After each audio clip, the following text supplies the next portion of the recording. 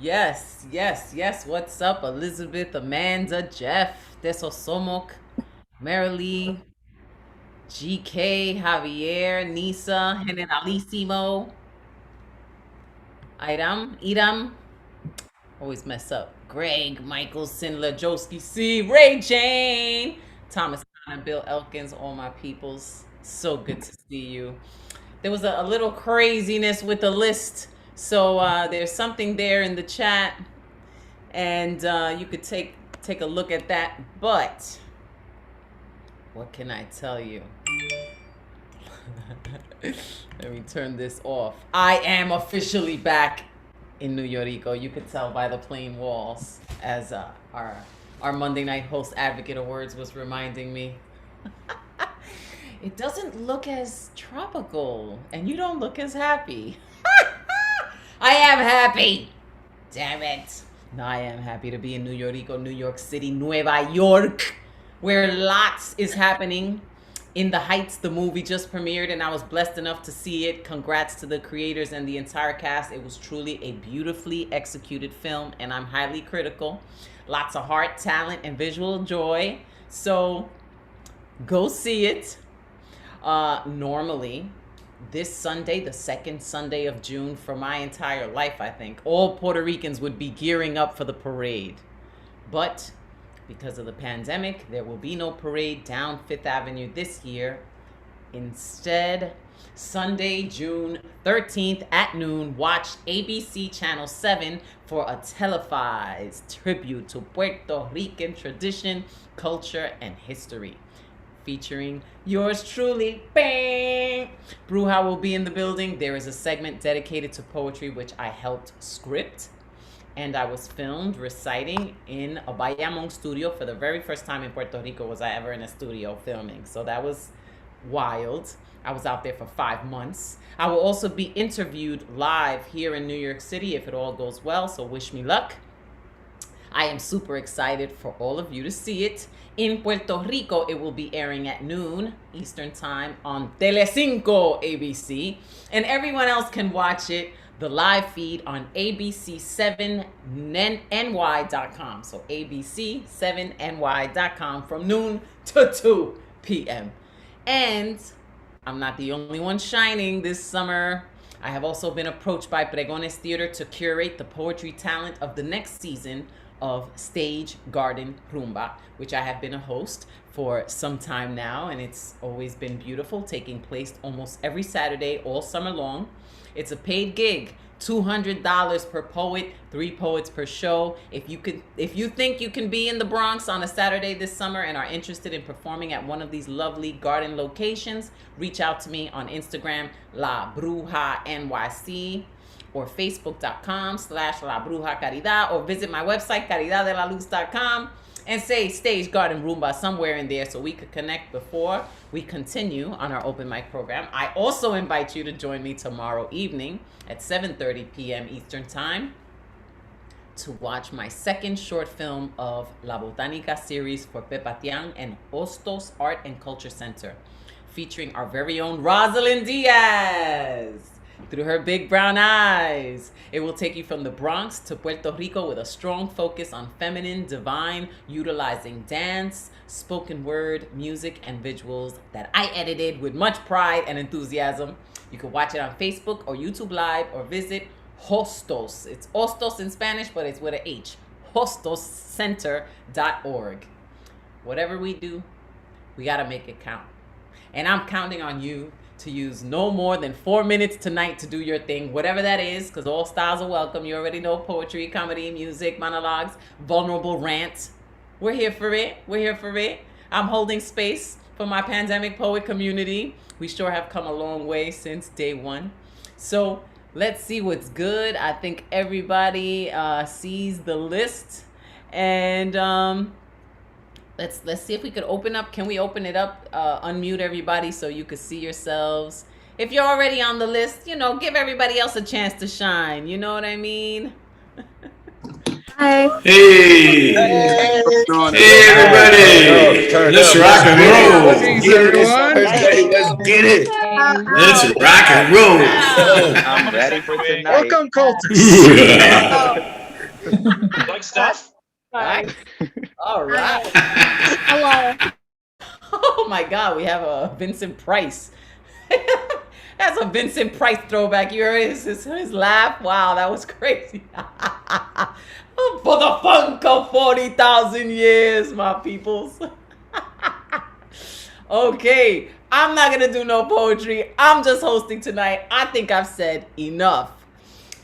So let's get into our first poet. You know what I mean? Let's see who that is because I don't even know. I'm just getting my bearings. Okay, I think it's DG Clearing. Let's clear the air with some clearing. What's good? Is he here? Bruja DJ he DM'd me. He just had to leave. His mother's not feeling well. Oh, okay. Everybody, yo, send some vibrations for his mama. Cause you know that ain't a game. Okay, so I think it's Thomas Connors up next.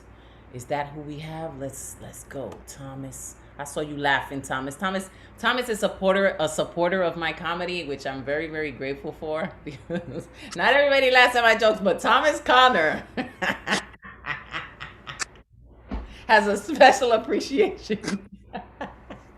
What's up, Thomas? How you doing?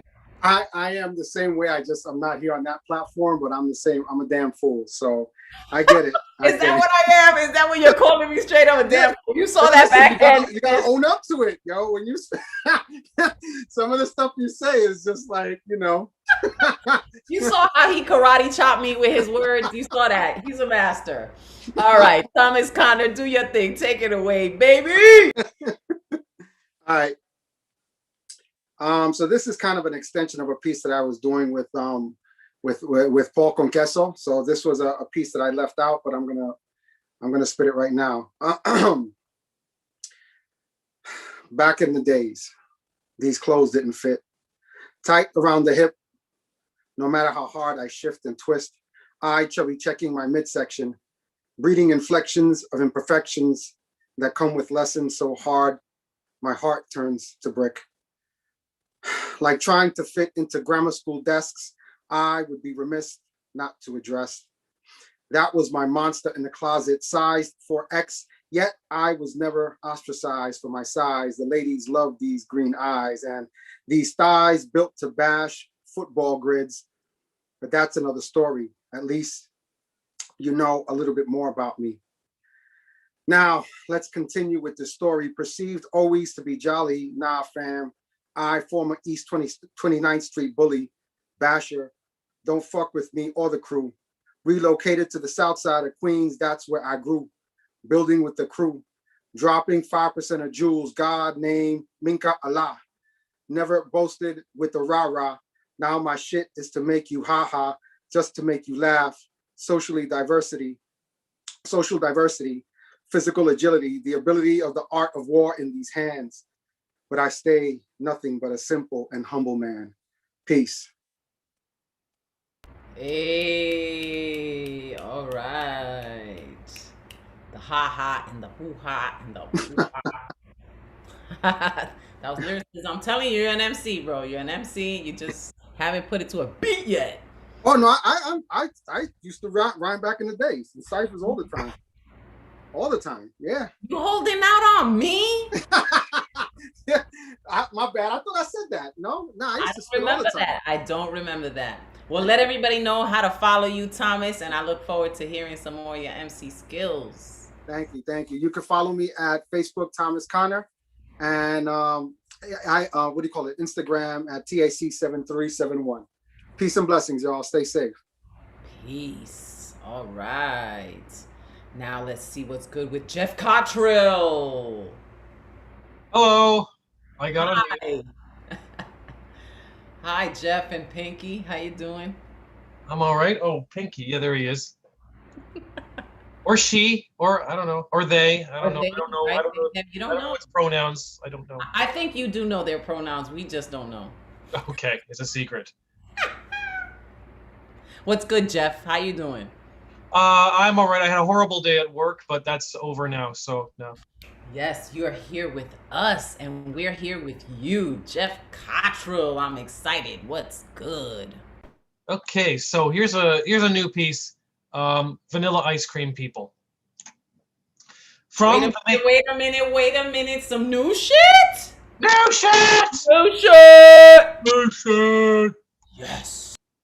All right. So, okay, this is called Vanilla Ice Cream People. From the makers of Vanilla Ice Cream, we now bring you Vanilla Ice Cream People. You find them in all the monster malls and gated backyards, never leaving a location without a car. Vanilla Ice Cream People, the people who find butterscotch ripple too dark and dangerous. The way great artists suffer for their visions, Vanilla Ice Cream People ache to achieve the perfect front lawn. When Vanilla Ice Cream People want to rock out, they blast the neighbors with Celine Dion and Barry Manilow. When Vanilla Ice Cream People want a fun night out, they shove the kids into the SUV and dash to Pickle Barrel and a softball game. When Vanilla Ice Cream People want a good laugh, they count on Garfield or an afternoon of Who's the Boss reruns. When Vanilla Ice Cream People want to improve their minds, they scan their bookshelves for the works of Anthony Robbins and Philip McGraw. Vanilla Ice Cream People dream vanilla ice cream dreams. One lady says, "Today I'm a sales rep, but if I apply myself and work hard and set clear goals and steel myself to face tough challenges in a few years, why, I could be assistant to the manager. No, dare I say it, assistant manager." And one man says, "I'm so depressed, but I'll feel better after I buy that new waffle maker by Cuisinart." Vanilla Ice Cream People know how to make benign conversation that offends nobody. "How's it going?" And "Mondays, eh?" Or if they feel plucky, "You working hard or hardly working?" And Vanilla Ice Cream People have bedrock values. They know what is important in life. Like a 2-story house with a giant garage, housing at least 2 cars, and the sexiest lawnmower in the lane. And babies. Barrels and barrels of babies. And more babies. There can never be too many babies. Babies raised more by Disney and football than by their parents, who just pay for swimming and piano lessons. Babies who eat vanilla ice cream or plain chips for every dessert and never question the meaning of it all, and then grow up to be the next generation of Vanilla Ice Cream People. Vanilla Ice Cream People who would rather die than give Neapolitan a fair try.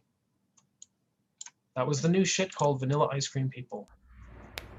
All right. All the chocolate people are very grateful for that poem. Thank you.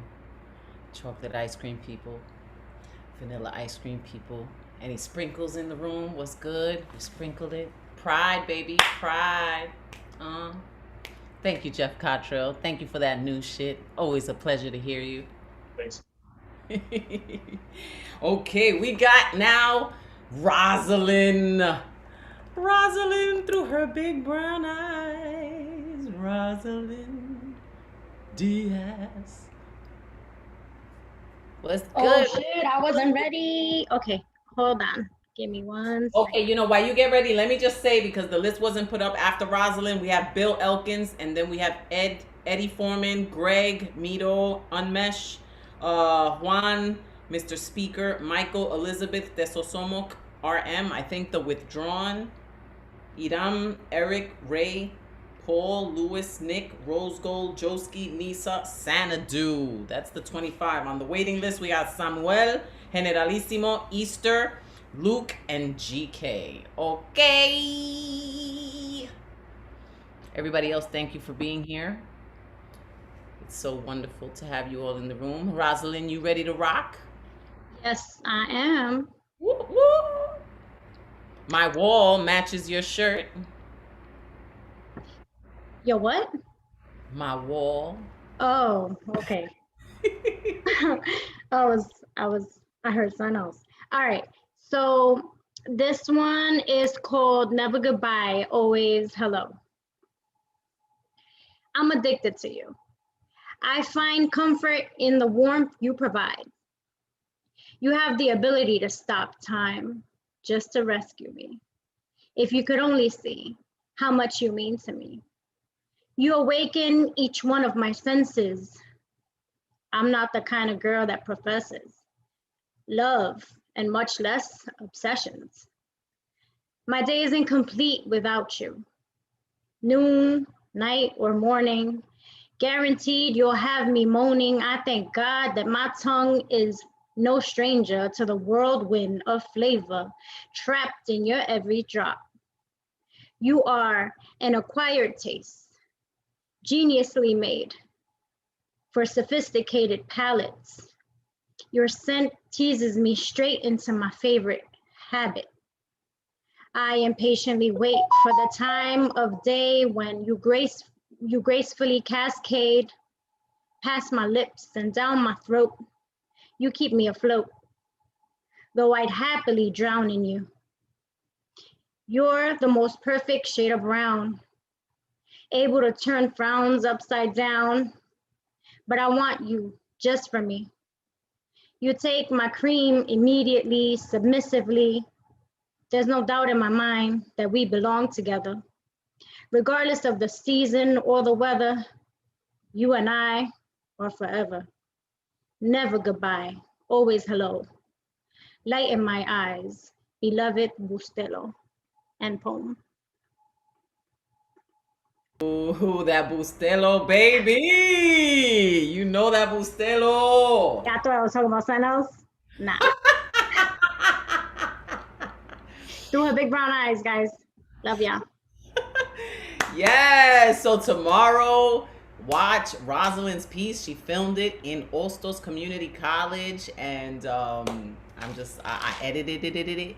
I did that, you know, and I'm so excited to see it. So join us, ostoscenter.org, to get to see our peoples shining. Okay, Bill Elkins, are you ready? I'm ready, LaBruja. Trying a little different sound system today.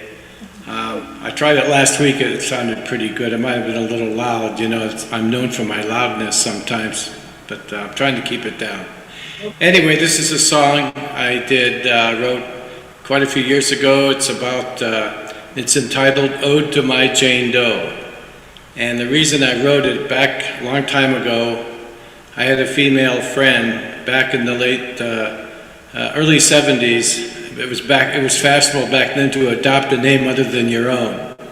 Like her name was Flash, but that wasn't her real name.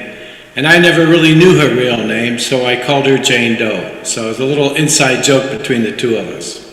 It's just to give you a little bit of background, but here it is. Ode to My Jane Doe. I hope you like it.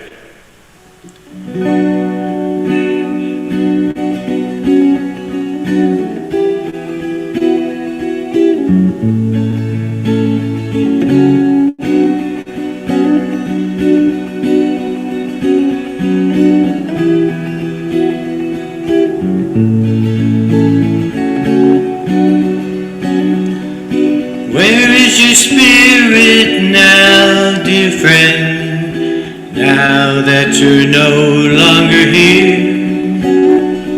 A spirit that pushed me to sing my song with honesty and cheer. You gave a damn and believed in me in spite of my youth. I sang your song at the avant-garde, but you weren't there to hear. Like a wayward checker on a chessboard, I went through the motions with tears. As I heard myself singing that fateful night, my eyes welled up with tears. 'Cause my sixth sense told me that something dreadful happened to you. You startled me and frightened me, mystical dark angel so true. You saw something in me I couldn't see or thought I could do. I was a babe in your woods, a diamond in your rough. You say. You took me under your wing, helped me believe in myself, but you are dead today. Oh, you are dead today.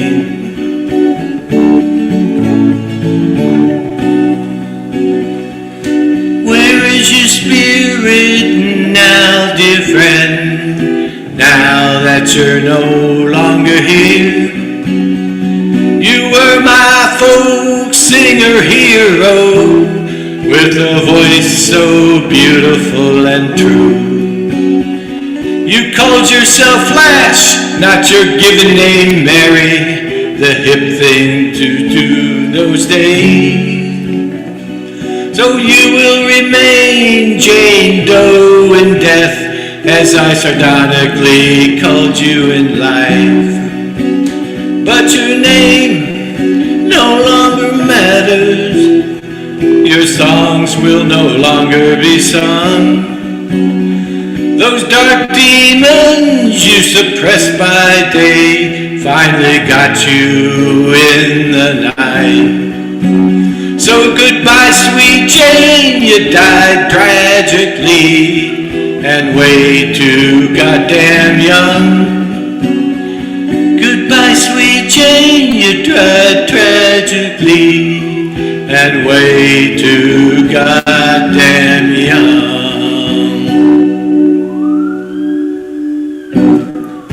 Thank you. Ooh, and the siren came in. Was that on cue or what? Peace and blessings to your friend, Bill. That was a lovely song. It felt like a concert at Woodstock for me. I had that.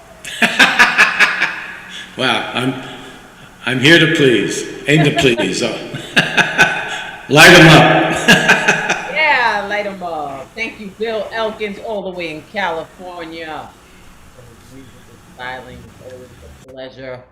Now let's get a little bit hot in here with Eddie, the fireman foreman. That was a very beautiful piece. Hello, Miss Guapa. Welcome back to USA. Glad you're safe, protesting and okay. Ready for your nights to get blown away? Something more sunny than gray. All right. You already know me. My name is... Yeah, woo! Put it on that Foreman grill. Exactly. Let me sizzle it up. All right. My name is love the energy. My name is Ed Fireman. I'm here to burn your nights to give you such a erotic sight. So please, please, please cherish these frights so you could enjoy my sensational delights. All right. This is called Soak Dreams. My explicit thoughts dance in my head as I lay down on my bed. It's night, but I'm seeing crimson red, something scrumptious up ahead. This is going to be my old illustrated fantasy. Some erotica in this reality is to waken our scorching sexuality, to elevate our sensational spirituality. As your naked body lay next to me, while we scream like horny banshees, hearts full of passion and sexual glee, while we bask in the deep velvet sea. You're so beautiful to put into words, while my hands scratch your flower like a record. Now I can't wait for what's going to occur. It's something I can't put into simple verbs. Let my seductive piece draw you in my fantasy. It's okay to be jittery and antsy. I want to rip off your pink chastity to help me relieve my crazy insanity. Your eyes look wide, moving slowly to touch something so bare and showy. Right now we're going to do something so unholy to make us feel holy. My kisses touch your neck while I kiss every naked tiny speck. Slowly I peck, peck, peck, soothing your clear sweaty deck. My lips admire every inch to inch while I squeeze and pinch. My dear, please leave your hands and feet unclenched while you flinch. Excuse me. I search for the spots that drive you insane, to burn your pains. Come on, baby, bring the internal rain to rush those suppressed chains. I passionately wiggle my tongue between your legs while you pretend to be dead. I love sucking on your heels and pink small egg while you softly beg, beg, and beg. Innocence act for all the pleasures, bring out the wildest actions for your quick satisfaction, trying to summon inner reaction to make your climax a main attraction. Your essence digests completely as you feel my erotic wand inside your pink pocket extremely, as we shake, dance, and moan freely while I stare into your pale white eyes, sweetie. I massage your breast while I fulfill your hidden desired request. Honey, you look so possessed while I spread my absolute best. I'm doing multiple positions to match your whirling, swirling situations. I'm doing crazy combinations while I give you soft and bold stimulations. We're moving to a place that we never explored while I bang on your door. I can't wait to see what's in store while I break your burning core. I'm quickly picking up the pace to win this erotic, speedy race, feeling the hair on my face while our minds and hearts gets erased. I feel your dam getting ready to burst while I quench my thirst. Love you when you're about to squirt while we repeat the same verse. You paint the sheets while we spread out in a sway defeat. Honey, do you love your midnight treat that made us feel more complete?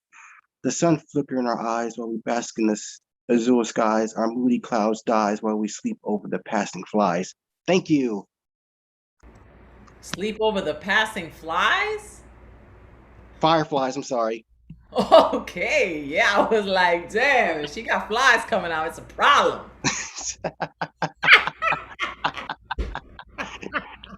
I'm teasing, poetastically, erotically, fun. Thank you so much, Ed Foreman. Thank you. You guys are posting incredible. Hope you enjoy your nights to give you such a delightful insight. Yes, delightful insight, poetastic, fantastic, and wordtastic. The advocate of words is causing problems in the chat room. He be coming on Mondays because he be doing his thing on Monday and coming on Thursday to start trouble and has me laughing. I can't even do my job. I can't focus. But okay. Because he be sending me things in secret too, that things that you'll never see and never know, but I do. Greg Michael saved me from Advocate's words. Urban Cowboy, please. Okay, how about a legend? Old stick. Yes. On a hot day in the summer, Charlie did what he loved most. He went scuba diving off the California coast. No better way to keep cool than exploring in the water. What Charlie didn't know was that his day would get much hotter. As he was hunting clams and stuff and flippering around, from above the surf, he heard a whoopa sound. Charlie got to wondering just what that could be, and a round metallic vessel started submerging in the sea. He felt himself being pulled aboard by some powerful suction. What the heck was going on? Alien abduction? Was Charlie being hijacked by some aqueous moon Jupiter by flipper beings? We think that he's just like them, only stupider. Well, Charlie was out there swimming around and playing scuba games. 100 square miles of forest land was going up in flames. U.S. Forest Service had to set its plan in motion. They sent a fleet of aircraft to scoop water from the ocean. It weren't a flying saucer, just a Forest Service chopper, carrying seawater, fishes, crabs, and Charlie in its hopper. 1 minute Charlie's in the sea, then in the wild blue yonder. Next thing you know, he's fighting fires. He's become a first responder. When the pilot dumped his bucket on the patch he aimed to soak, Charlie landed in the branches of a blackened red oak. He dived equipped with tank and mask, flippers, and wetsuit, but he forgot to bring along his fireproof parachute. Later, when the Rangers surveyed damage they could see, they spied a curious crispy critter hanging in a tree. Is that a bear way up there? One ranger had to ask. Not unless a bear would wear 2 flippers and a mask. California firemen's wives were so proud of their spouses who fought to save the pot farms and the $1 million houses. If you'd asked old Charlie's wife, she'd have said the chance was 0 that her scuba diving hubby would turn out to be a hero. When they ID'd Charlie, his wife cried, but her head couldn't be held higher. He was credited with extinguishing 2 square yards of fire. Bait's a bitch when a man goes diving looking for inventions and winds up burned so bad he must be ID'd by his dentures. Thank you. Welcome back. Oh! ID by his dentures. That's rough. It's a sad one. That was a rough one, yeah. But thank you. Ray Jane said it was a whole X-Files episode. Thank you, Ray Jane, for that.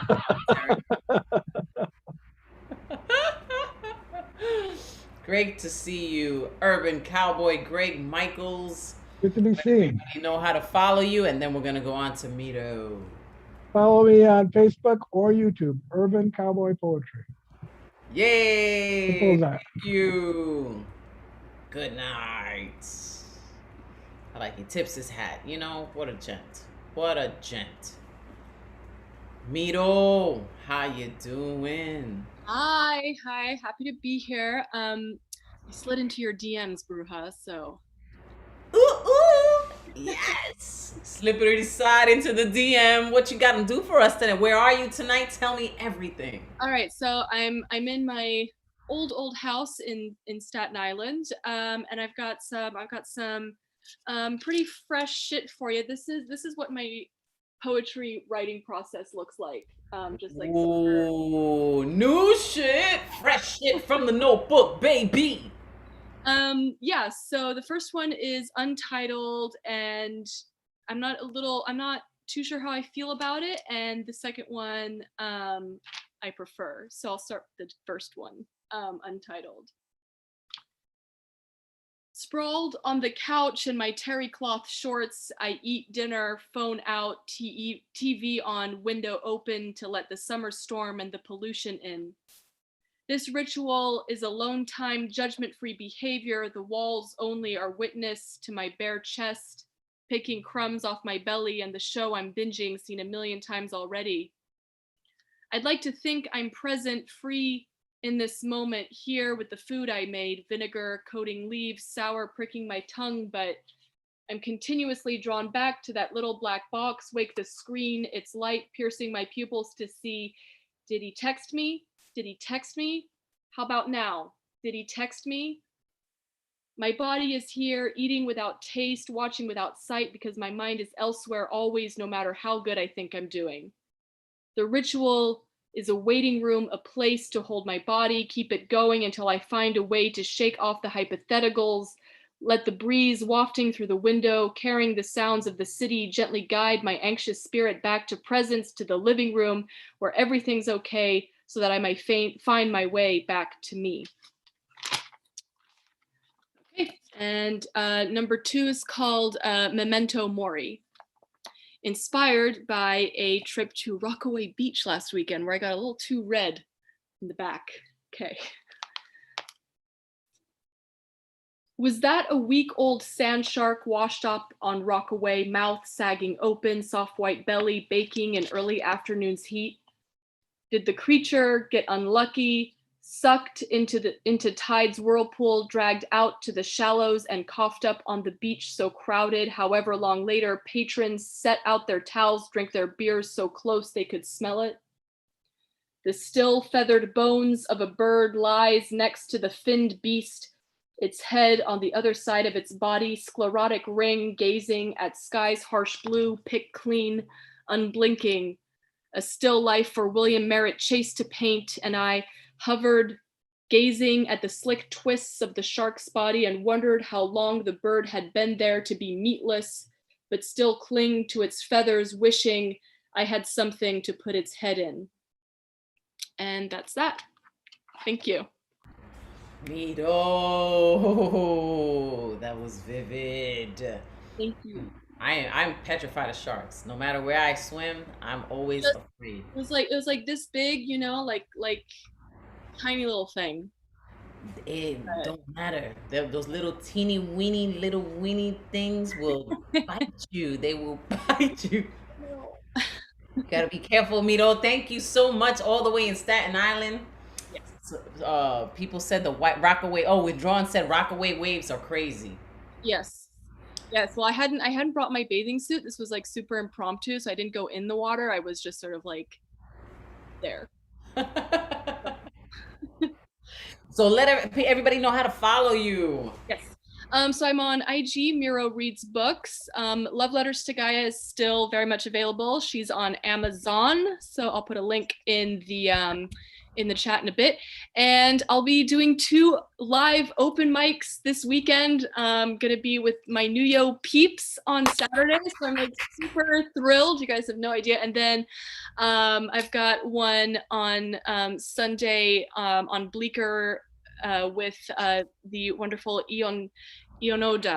I am not saying her name right, and I'm very sorry about that. But so great though. You're gigging, you're getting out there in person. That's woo! woo! Thank you guys. Enjoy it and shine and do your thing. Great to hear you. Yes, honey. Yes, bask in it. I see you. I see you. Woo, woo. Super, Mito. Yes. Okay, now let's go all the way to India with Unmesh Mohitkar. Hello, Labruha. Yes. Yeah. How are you, Unmesh? It's so good to see you. I am good. How are you, Labruha? Long time. I'm good. I'm happy. You know, last week I couldn't do it. I was doing an audition in Spanish, so I really had to, you know, use my brain. But I'm happy to see you. Happy to be back.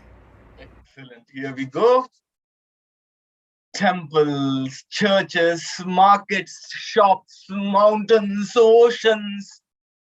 He searched for love. More he searched, less he found. Came back to loveless nights, dark shadows, lonely fights. Every nook and corner, every stop and road, he searched love. Road, a dead end. Every stop, a new search. He was not finding love. Never-ending search was his love. One day, in the dark of the night, walking alone on the street, he met someone. Their eyes met, they interconnect like an intercom, every beep talking endlessly, tongue just a spectator, eyes speaking spectacularly. Her smile made him remember the nights he slept, which were far and few. Her glance made him feel naked. Very rarely a nude man feels naked. He felt like a planet in the sky, deserted by light. Her smile was the ray of light, just a ray. But for a lost traveler, hint of a pole star is ray of life. Her words felt like bottles of wines in a wine cellar, ready to intoxicate the world. He thanked the Almighty, whom he never trusted, God who was never enough for him. Ask a person who has never seen a river. The rustle of the water, the bustle of the birds and trees. Loveless person starts hating himself, tries to find love, and starts hating the love itself. He found love. At the cost of losing himself, still he loved the love. The cool breeze, the beer in the fridge, the lonely howls of the dog felt like an opera in the morning fog. Like a never-ending dream, he held her hand for eternity, took his magic wand, which was not there. Still the magic happened. They both disappeared into the dreams. The dreams took them into their embrace. Finally, dreams became reality. They met in the dreams, lived in the dreams, thrived in the dreams. They never left the dreams. They never stopped to dream. They never stopped to dream. Thank you, thank you. Ooh, the passion, and I just love it. And then the moving background, I was with you. I was like, Unmesh Mohitkar, bringing it to you. I just love the energy. Everybody loves your energy. They're thanking you for the love. Look at all of that. People saying beautiful, Thanks, the thanks, energy, thanks rose everyone. gold, always so moving. Let everybody know how to follow you, and then we're gonna go to Juan Ramirez. Yes, thanks everyone. Unmesh Mohitkar, Facebook and Instagram. I've got book Light Shadow Life on Amazon. Then I've got open mic Saturday, 8 p.m. India time. That is 10:30 a.m. EST. Thanks a lot. I love you guys. Thank you. Woo! Look at that, doing it up, doing his own things. Oh my goodness, spreading this poetry community is just growing and growing. We're expanding. Your family is our family. Your open mic people are our open mic peoples. It's so great. Okay, so now let's see. Juan Ramirez. What's up? What's up? What's up? How you are doing? you? What's I'm good? good. I'm good. I'm here, alive, surviving. Can't wait to go out. Sort of. Good to see everybody. I'll be quick. I jump right into it. So shamelessly, I'm performing. It's half performance, half plug. All right. So I don't know if y'all know, but the Downtown Urban Arts Festival is soon. That's this coming month.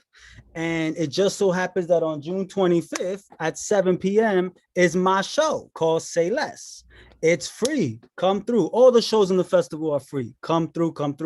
So and there's a lot of other dope shows. Where is it exactly? Where's the show? You're right. Yeah, you're right. Let me throw real quick. Boom. That's the link. Thank you. Right, thank you. Yeah, that's the link. There's a bunch of other shows. Mine's on June 25th. So what I want to do is I want to share a little bit of what my show is. So say it out loud. Say it out loud so the people that are watching on Facebook and YouTube, if it's still running, that they could, because they don't get the link. So just say it out loud real quick. Yes. Thank you. www.duafnewyorkcity.com. duafnewyorkcity.com. Theater Festival. It's free tickets. It's free. And we're one of the first to go to open up. So come support that, you know.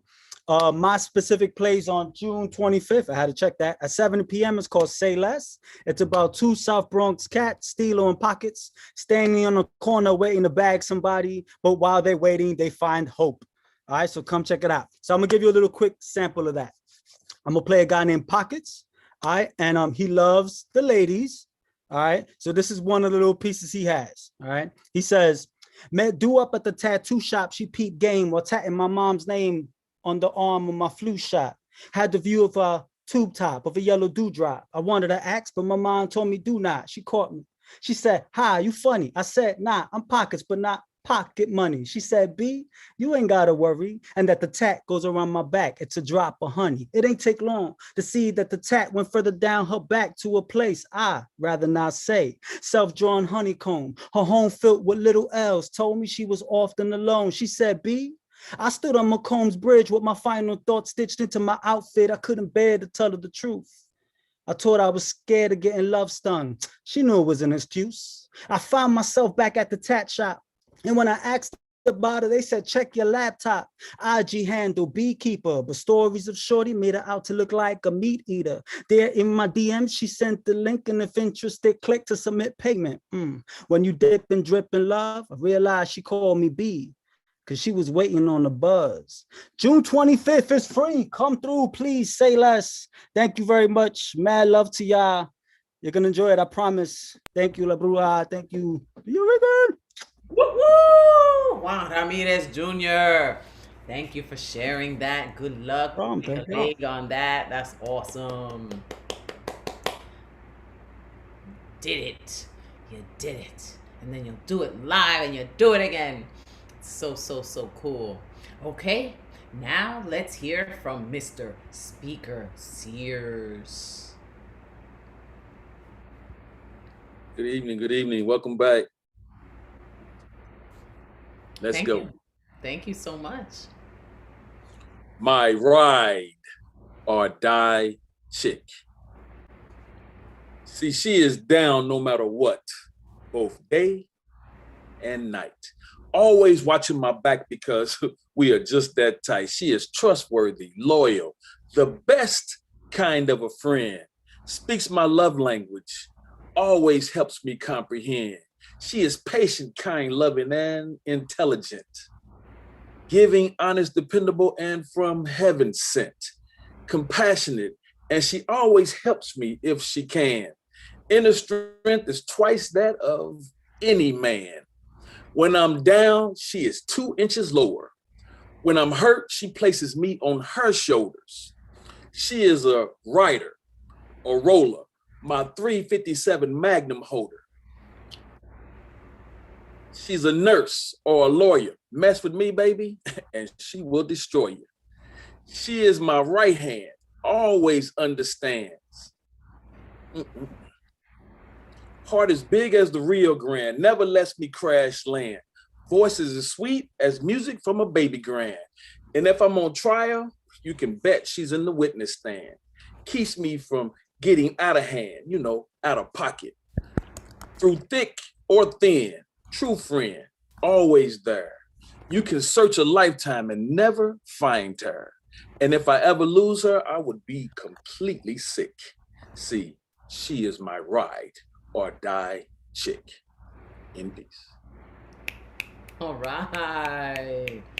Mr. Speaker Sears. Ride or die chicks. So far. Few and far in between. You know what I mean? The ones that'll ride and die. Woo! I call it like the loyal royals. There's so few, like loyalty is just so huge. That's like one of the biggest turn-ons for me is like to know that someone's loyal, but it takes a lot to know somebody's loyalty. They got to be tested to know the loyalty. So it's just like you're already you're entangled in some shit to find out about loyalty. It's crazy. But thank you, Mr. Speaker Sears. Good to see you. Always a pleasure. Okay, Michael Sindler gave up his slot ever so kindly and ever so graciously to the one and only Generalissimo. Like now I'm a bit tipo. Generalissimo Brian Franco. You had me tongue-tied, Generalissimo. I don't know what happened. When you sing, it's like the most beautiful birds singing to wake me up in the morning. But I want you to ask me about the painting in my background. Wow, look at that hanging background. Look at that. How's it going? Tell me what It's a very special artist. It was my father's favorite artist, but it's dedicated to this woman that's here tonight that made love letters to Gaia. This is a Miro painting, by the way. Miro did that? Wow, that's giving me very Kenny Scharf feels, and it's just hot. That's the Miro, yes. And but the real the Miro gave us love letters to Gaia and gave us all a chance to be published. So thank you, Miro. Anyways, let's see what I have for you tonight. This is called Daisy. She loves me. She loves me not. What is it about a daisy that makes it the perfect flower for a poem? Errant wildflower that climbed out of the weed gutter and found a place in society as a garden staple. Daisies are the girl next door of the flower world, the pretty smile that won't need braces, the cheerleader who never became a mean girl, the valedictorian of Mother's Day's bouquets when roses seem like telling mom you're marrying someone who's more concerned with having perfect petals than providing nectar to honeybees. She loves me not, she loves me.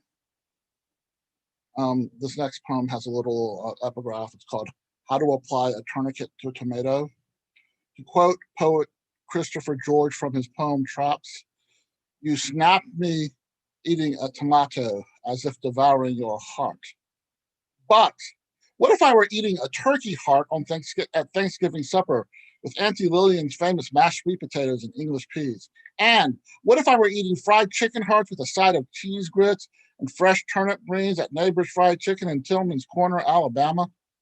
My problem is that you devoured my heart the first time you said I love you, after I had been dumbstruck every time I wanted to say it to you. You gave my vocal cords permission to hire a skywriter to let the world know how I feel when I see you rounding the corner or when I hear your voice on all the voicemails I have saved on my cell phone. Your love has devoured my soul in the most unobtrusive, selfless manner. Somehow, whenever you take a quick bite, my soul regenerates itself into something altogether new, waiting to devour yours, like that tomato. And thank you. Woo! Generalissimo Brian Franco.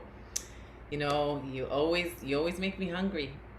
It never fails. You always make me hungry with your poetry. So tasty. You eat them chicken hearts?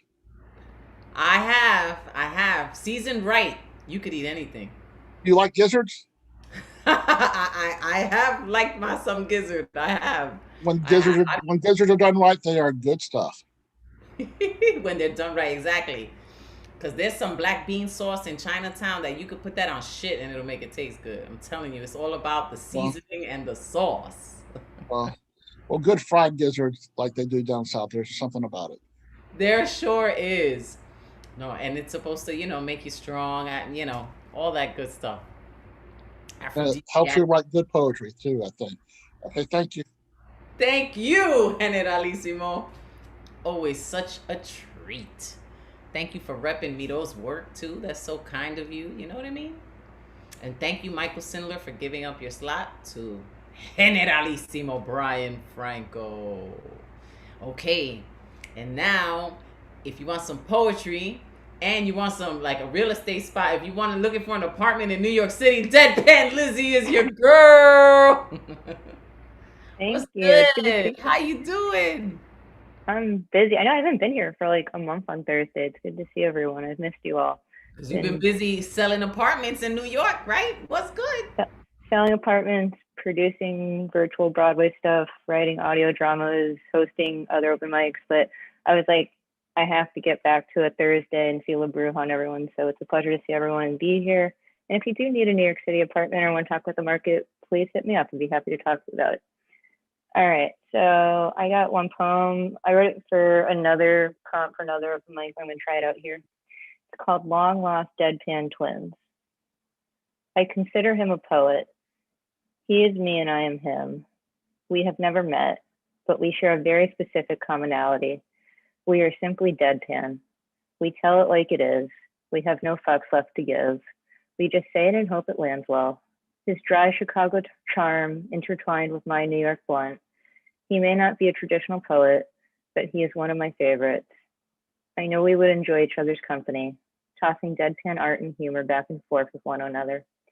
A game of catch with my long lost twin, Bob Newhart. Thank you. Bob Earhart. Oh shit! You got me. That was good. Elizabeth Strauss, aka Deadpan Lizzie. Tell it like it is and hope it lands right. I like that. Thank you. That just might be my mantra. A good mantra. Good to see everyone. Thank you so much. Thank you. Good to see you. Deadpan Lizzie doing it big. Renting apartments, doing Broadway shows. What the heck? Everybody's blowing up. Speaking of blowing up, this man is gonna blow your mind. He's gonna take you to class. Everybody, let's go with the professor, Mr. Desosomok. Apple for teacher, maestro. Ready? Can you hear me? Yes. All right, this piece requires a seatbelt. It's full of trigger words. The failure of cis and trans. In linguistics, undative and infinitive are types of verbal deixis. Deixis is the use of general words and phrases to refer to specific time, place, or person. Words tomorrow, there, and they are deitic, whose semantic meaning varies depending on time and or place. These words require contextual pragmatics to be fully comprehended. The prefix cis and trans are from Latin, the side of and the other side of, respectively. Cis indicates being on the same side of some plane, while trans conveys being on opposing sides. Cis, trans have the same formula, but function in different orientations in three-dimensional space. Cis and trans presuppose a deitic center towards, away, this side of, the other side of. English can simulate a deitic center by using I will go to you versus I will come to you. Archaic English used to use yon and yonder. Deixis is closely related to anaphora. Deixis in general must resolve the semiotic phenomena of indexicality as agency of a sign pointing to some aspect of its context of occurrence. Anaphora must eventually be resolved as exophoric outside the text, endophoric inside the text, as either anaphoric, referring to something previously identified, cataphoric, something within the text as has yet to be identified. This deictic center presupposes hierarchical privileges. Cisness versus transness is transformed via a metaphorical incorporeal machine that renders social privilege versus social burden corresponding. Ontocartography produces incorporeal machines. Incorporeal machines are linguistic or non-linguistic. They extend into the animal and the technological realm. They produce incorporeal transformations. What does this mean? When material being interacted with expressive, social, constructed machines, nothing physical or material changes in the subject, but how other beings relate to these machines that have undergone an incorporeal transformation does change. When a person is found guilty of felony, nothing physically has changed about their being, but their social status has changed. They're no longer ordinary cis citizen, but a social trans felon. These machines produce variant identities. Thomas Dodson in Politics of Impossibility points that every identity is a failed identity. Because every social symbolic order fails to constitute itself as a closed system of differences, every social identity must remain partial and incomplete. If we are to determine our social reality, we must recognize ourselves in the representations of our collective imaginary and in the signifiers made available to us by our discourse. The failure of cis and trans is in accepting the social symbolic closure, which promises, like good makeup marketing, to provide satisfaction, identity, and emancipatory autonomy through the consumption of those incorporeal machines. Damn, that's so much. Wow, our brains have expanded. What in the world? All of us, everybody's like, yo, took us to class. We gotta go back, rewind, study, learn this again. So the advocate of words can quote me now. Ah, toma, advocate of words. Viste. He's like, quote that, words. Yo, you know, what you were saying about identity, or like any I don't know how you said it because it was super eloquent, but what I got out of it is like any definition or any defined term for a thing, it like stops short of, right? So I think about that in meditation because I go through anxiety. You know, I look like I'm having fun all the time, but I actually deal with a lot of anxiety. And one of the things that brings me out of anxiety is to connect with everything and use the saying, I am that I am, right? I think I learned that from Wayne Dyer, may he rest in peace. Like there's a whole meditation for it. I am that I am.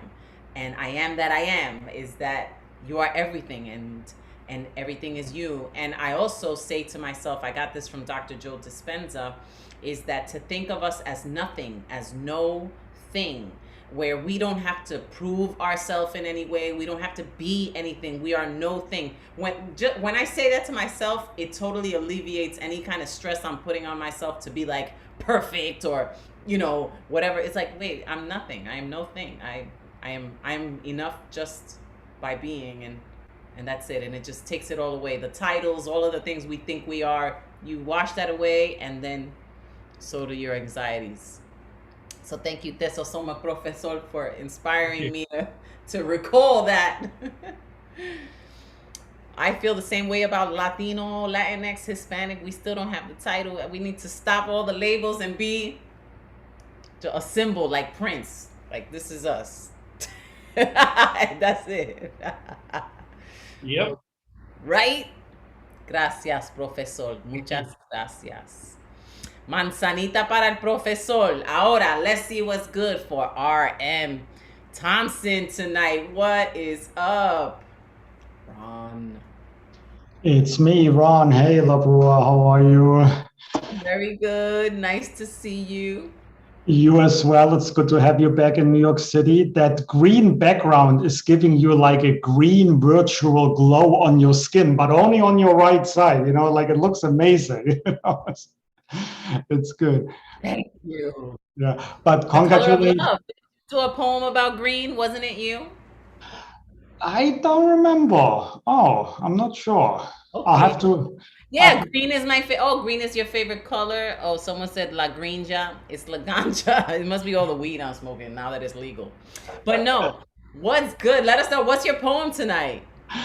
Well, my poem is about, you just mentioned anxiety, because it's going to take me a lot of mental courage. This Saturday afternoon, many of us will go to the Lower East Side. I'm going to cheer on everyone in the New York Poets Cafe's outdoor open mic. Advocate is the only poet that I've known in person from before the pandemic. So it'll be interesting to meet everyone else in my newfound family here. So here is what I wrote about my feelings in regards to all of that. Here we go. I'm not sure that I'm looking forward to the end of the pandemic. For me, the last 1.5 years have quite been helpful. For the introvert in me, it was great hiding behind the Zoom camera, smiling as much as I could, networking with others only virtually via audio and video. I've been good and have always worn my mask outside my home. I'm also now fully vaccinated. But the thought of stepping away from the sanctuary of Zoom and actually meet people in person frightens me. It's not that I don't like you. It's not that I'm scared of you. It's just that my old life from before the pandemic suddenly now returns again. My pre-pandemic life, which I didn't like in the first place. The old life I had thought was long done and gone.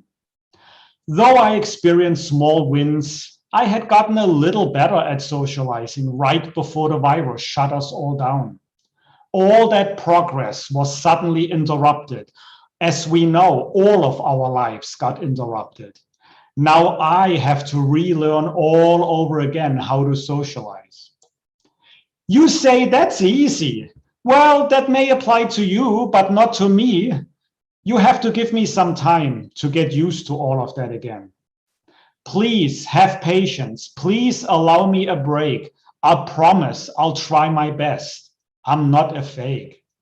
If you see me on the street and I don't recognize you right away, please know it's not personal. It's not a play. Feel free to approach me and shout, "Hi, Ron, it's me. Here I am, your friend from the online open mics. It's not a scam." If I don't right away give you a hug or know how to small talk, please don't give me a bad eye or try a bad block. I definitely want to meet you and will be happy to be in the same place. Maybe it will help me to get over my shyness if we meet face to face. I'm doing baby steps. Allow me to grow again. I want to get rid of my inner demons. I want to get back on society's train. I want to grow into my better version.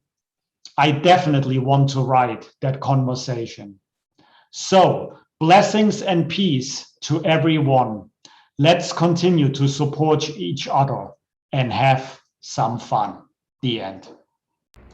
Oh, Ron. I definitely can, I relate to your feeling. I definitely have anxiety about touching, and I went to a movie theater just last night, and I mean it was empty. Luckily it wasn't crazy, but I had my anxiety. I wore the mask the whole time, and it's when I flew back from Puerto Rico, I didn't even take my mask. I didn't drink water. I didn't use the bathroom. I just wrapped myself in the plane and just thugged it out. Me and Pinky, we ain't doing nothing. We ain't going nowhere. We ain't drinking nothing. Not a peanut, nothing. Oh my God. Well, did you have Pinky right next to you, or did he have to travel in in a separate compartment? Oh no, I had her in a little carrier bag and I put her in the seat in front of me, and in the middle of the flight I take her out because she's so tiny nobody notices, and so then we were fine, and I just covered up with a blanket, and that was it. It wasn't a pink blanket like Jeff's, but it was definitely a So when I see you though, Ron, we'll just test and see, maybe we'll mime like this. I'll give you a hug. And then again, like I said, it's not, I'm vaccinated, I don't care. It's just my socializing feels and the introvert in me. So it definitely will help me. So I can only do progress. So I'm looking forward, that it's going to be just getting to the Lower East Side. That'll be a huge accomplishment for me. So I'm excited. I don't know. We'll see if I could show up and surprise all of you. I don't know, because my daughter's turning 21 and my light just went out, so now it's all green. I'm sorry. Oh my God, yeah, Now it's really green. You called it. I'm the Hulk now.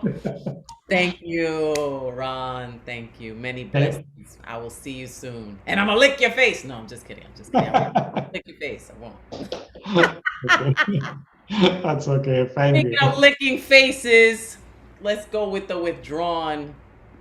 I don't know why I said that. He never really licked the face. I don't know. He talks about a lot of things, but let's see what's good with the withdrawn. Thank you. Yeah, my daughter's turning 21. Wow. Rosalind, yeah. What the withdrawn? Are you here? He withdrew. Am I freezing? Can you hear me? There you go. Can you hear me? Am I Yes, I freezing hear up? you now. I hear you now. Oh, you got muted. What? I hear you. You don't hear me? Are you there? Yeah, you hear me now? Yes. All right, cool. What's good? Welcome back. Welcome back. I got two pieces, one short, a little bit longer. The first one is called NYC Views Are for Fucking.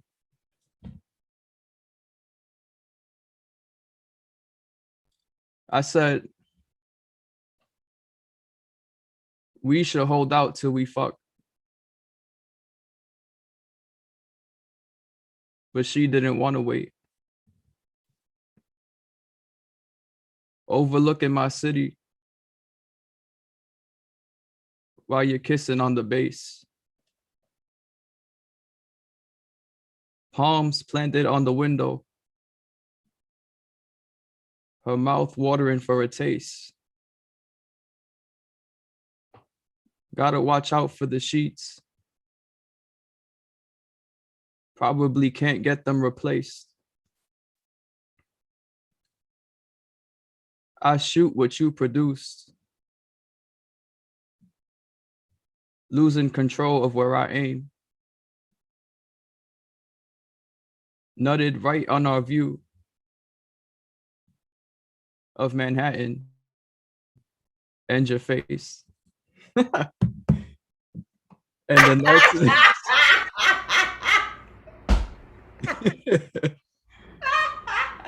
Yeah, yeah. I can't with you.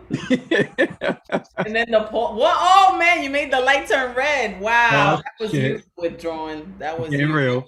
Crazy. I'm blushing. That's why you got me.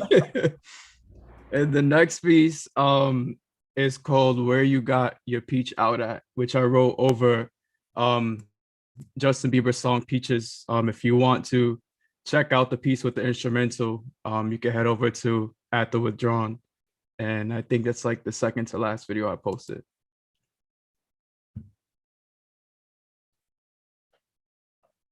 Shout outs to you, JB. But I got my peach out in California.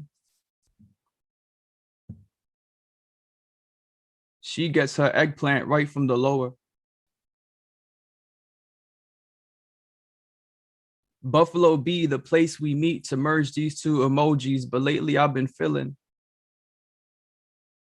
like it might be time soon to move somewhere warmer.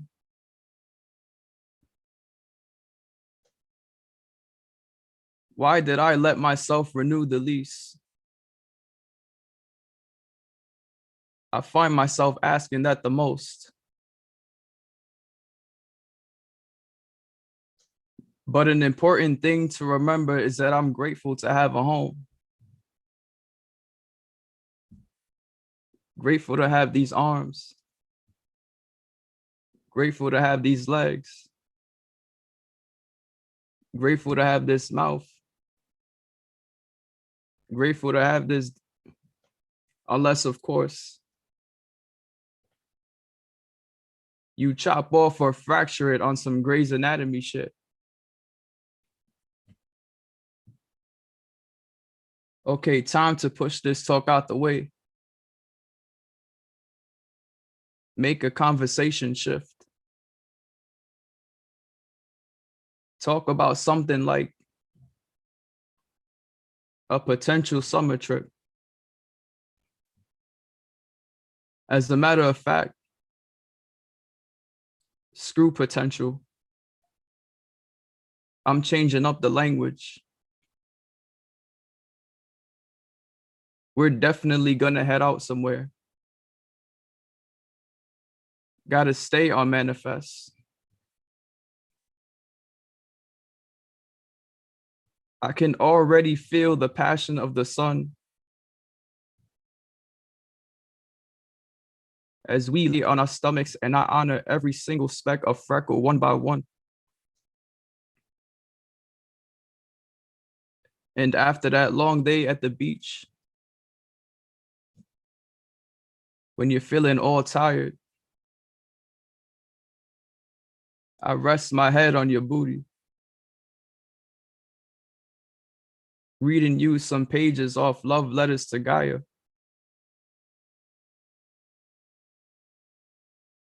Without no earth, there is no us. There'd be no earth or us if it wasn't for God. So I stay sending over my thanks. If the hotel's got a balcony attached, best believe every single strand of hair is gonna get yanked. I bet the neighbors of Aruba will know my name. Or is it the ones at Turks and Caicos? Either way, they'll Google it out and match a face to go with the name, yo. Apologies for the noise in advance and for all that we will disrupt. At the same time, I don't care. Being loud is just in my blood. It's the Afro-Latino in me. The Afro-Latino in you. Wink, wink. Now you know I can't be taken too seriously. After all, that is my life's vision. I'm unapologetically positioned with it. So I shine and stay present. Laugh a lot a bit. And love till it's time for me to go. Live with my Father in heaven. Thank you. Wow. Those pauses in between. I feel like silence is the foreplay of poetry. It's like, whoa. Wow. Yup. Everybody's loving it. That ending, hit por con queso. Yeah, it is. It is the withdrawn Thank you so much. Thank you. We missed you. Welcome back. Well, thank you. You're in Buffalo? Is that what I read? Yeah, I was back home last week, or like about last week, because my grandmother passed away. But I've been trying to visit home like more this past year, but yeah, I miss home so much. It's been hard, you know. Oh, my condolences for your abuelita. I'm sorry for your loss. Thank you. And I know that we will somehow, I know we will see each other soon. Somehow, some way, we're going to make it happen. The Withdrawn, everybody. Ooh, ooh, ooh. This light is acting up. I don't know what's going on. You guys are blowing the light. The fuse is lit. Oh, boom. Oh. All right. Let's see. Iram. Please, did I say it correct this time? You said it correctly. Yes, Iram. How are you? Good to see you again. Good to see you too. Where are you tonight? I am in Chicago right now. Ooh, Windy City, baby. Yeah. Yeah. Talk to us to blow some of that wind over this way. Nice. Yeah, I guess I'll just start. It's a short one. I feel like usually they're a little longer, but here we go.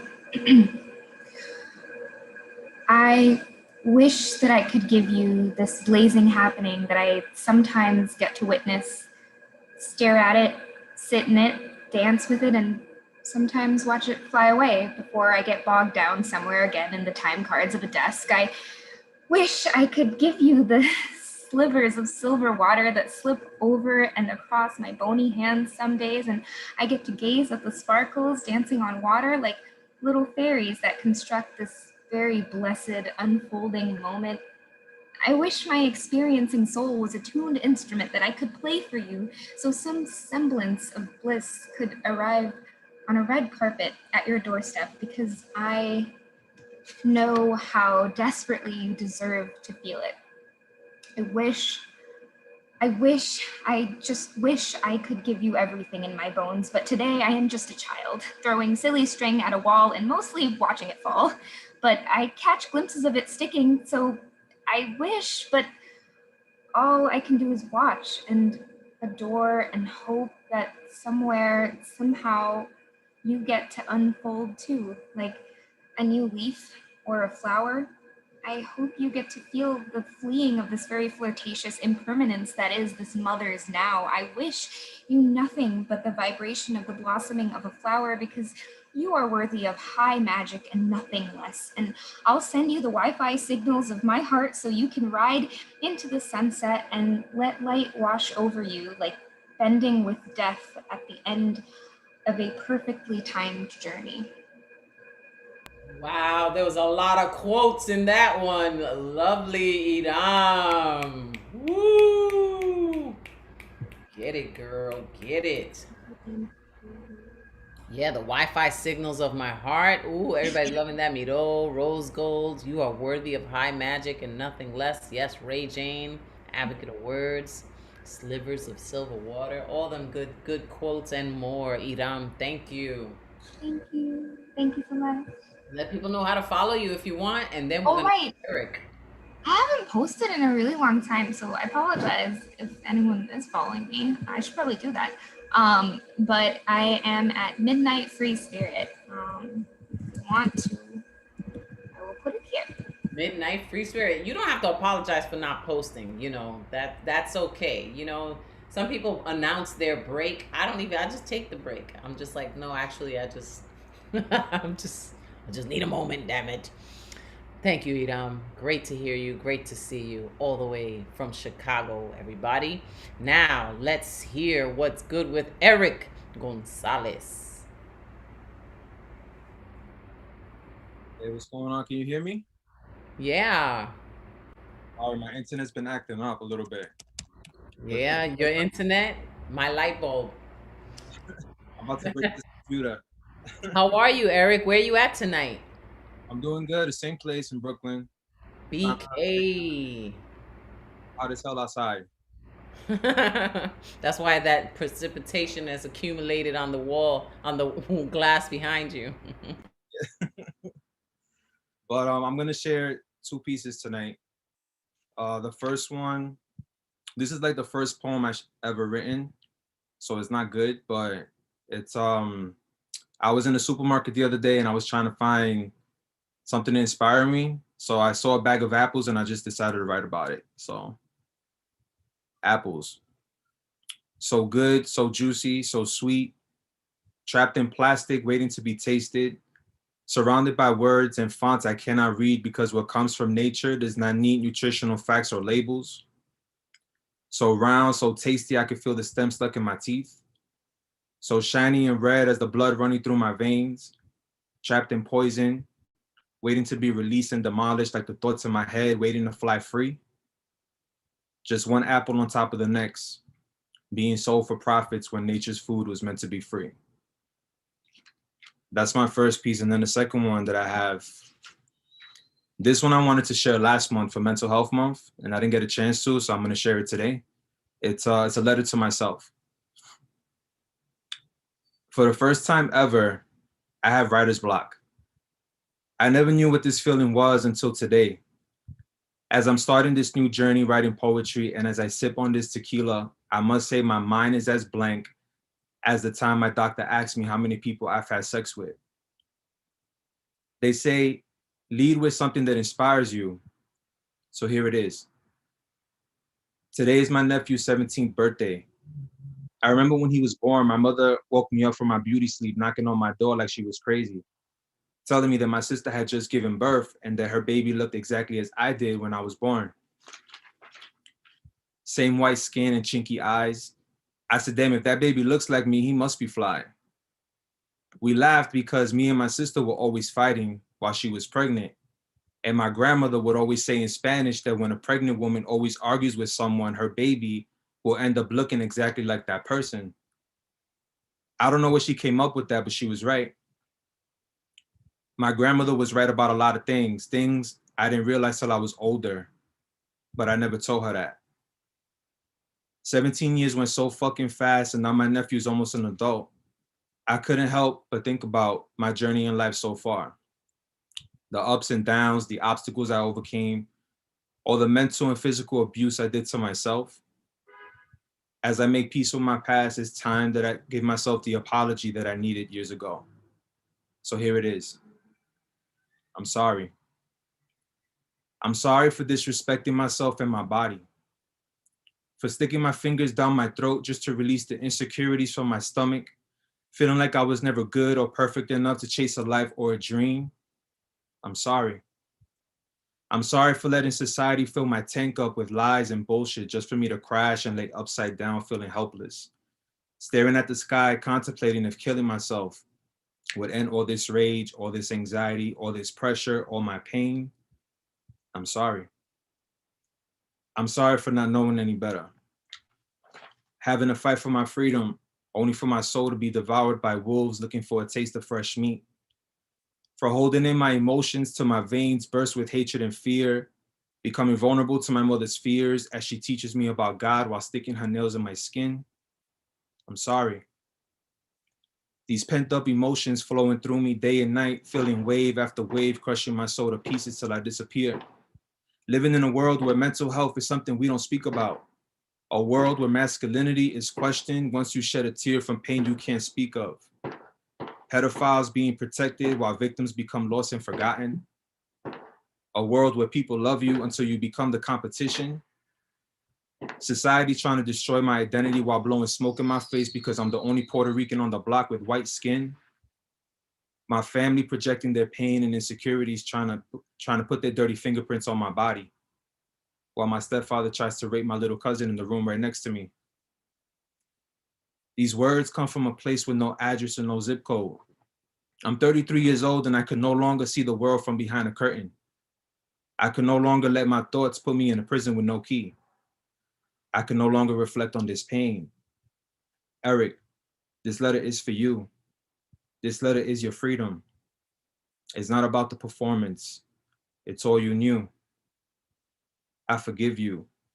I love you. then I'm sorry. Thank you guys for having me. I appreciate that. Whoa, Eric. Oh my gosh. Wow.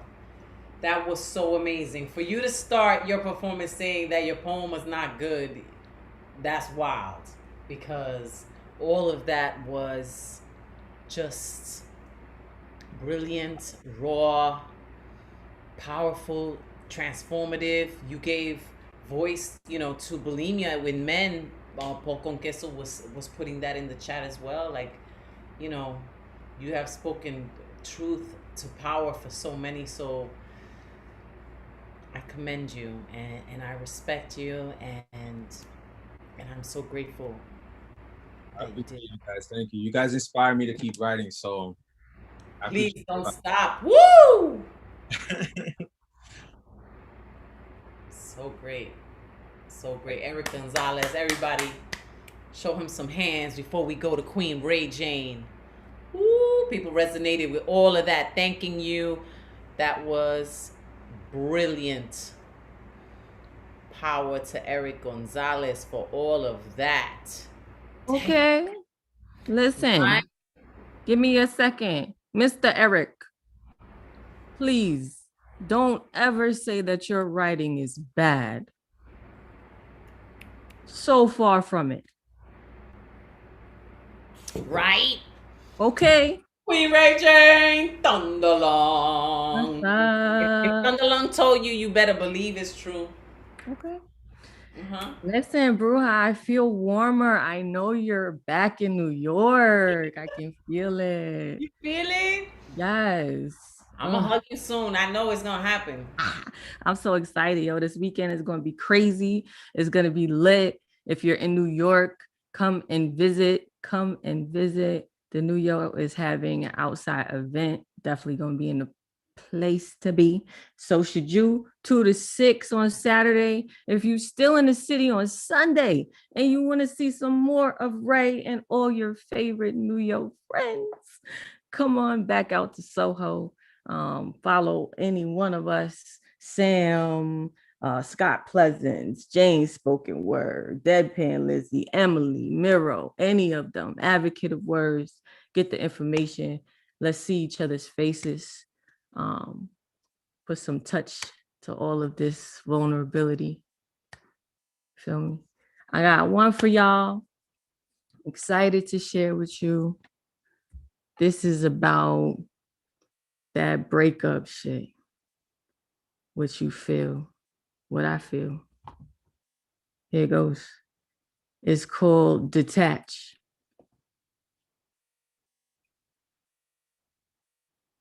I can laugh now. A little. Sitting outside your pool, finally out, but steady.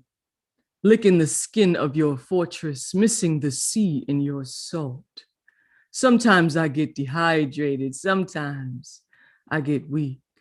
Remembering the promises, letting them flower in my mind. Before I knew it, I was a forest and lost in myself, thinking I was you. But that's ridiculous. From outside of you, I can see that. But I really missed the way your lies lathered me and laid naked in front of me, nasty and lewd like Eve, realizing she was nude, enticing and confusing, but damn, you knew just what to say.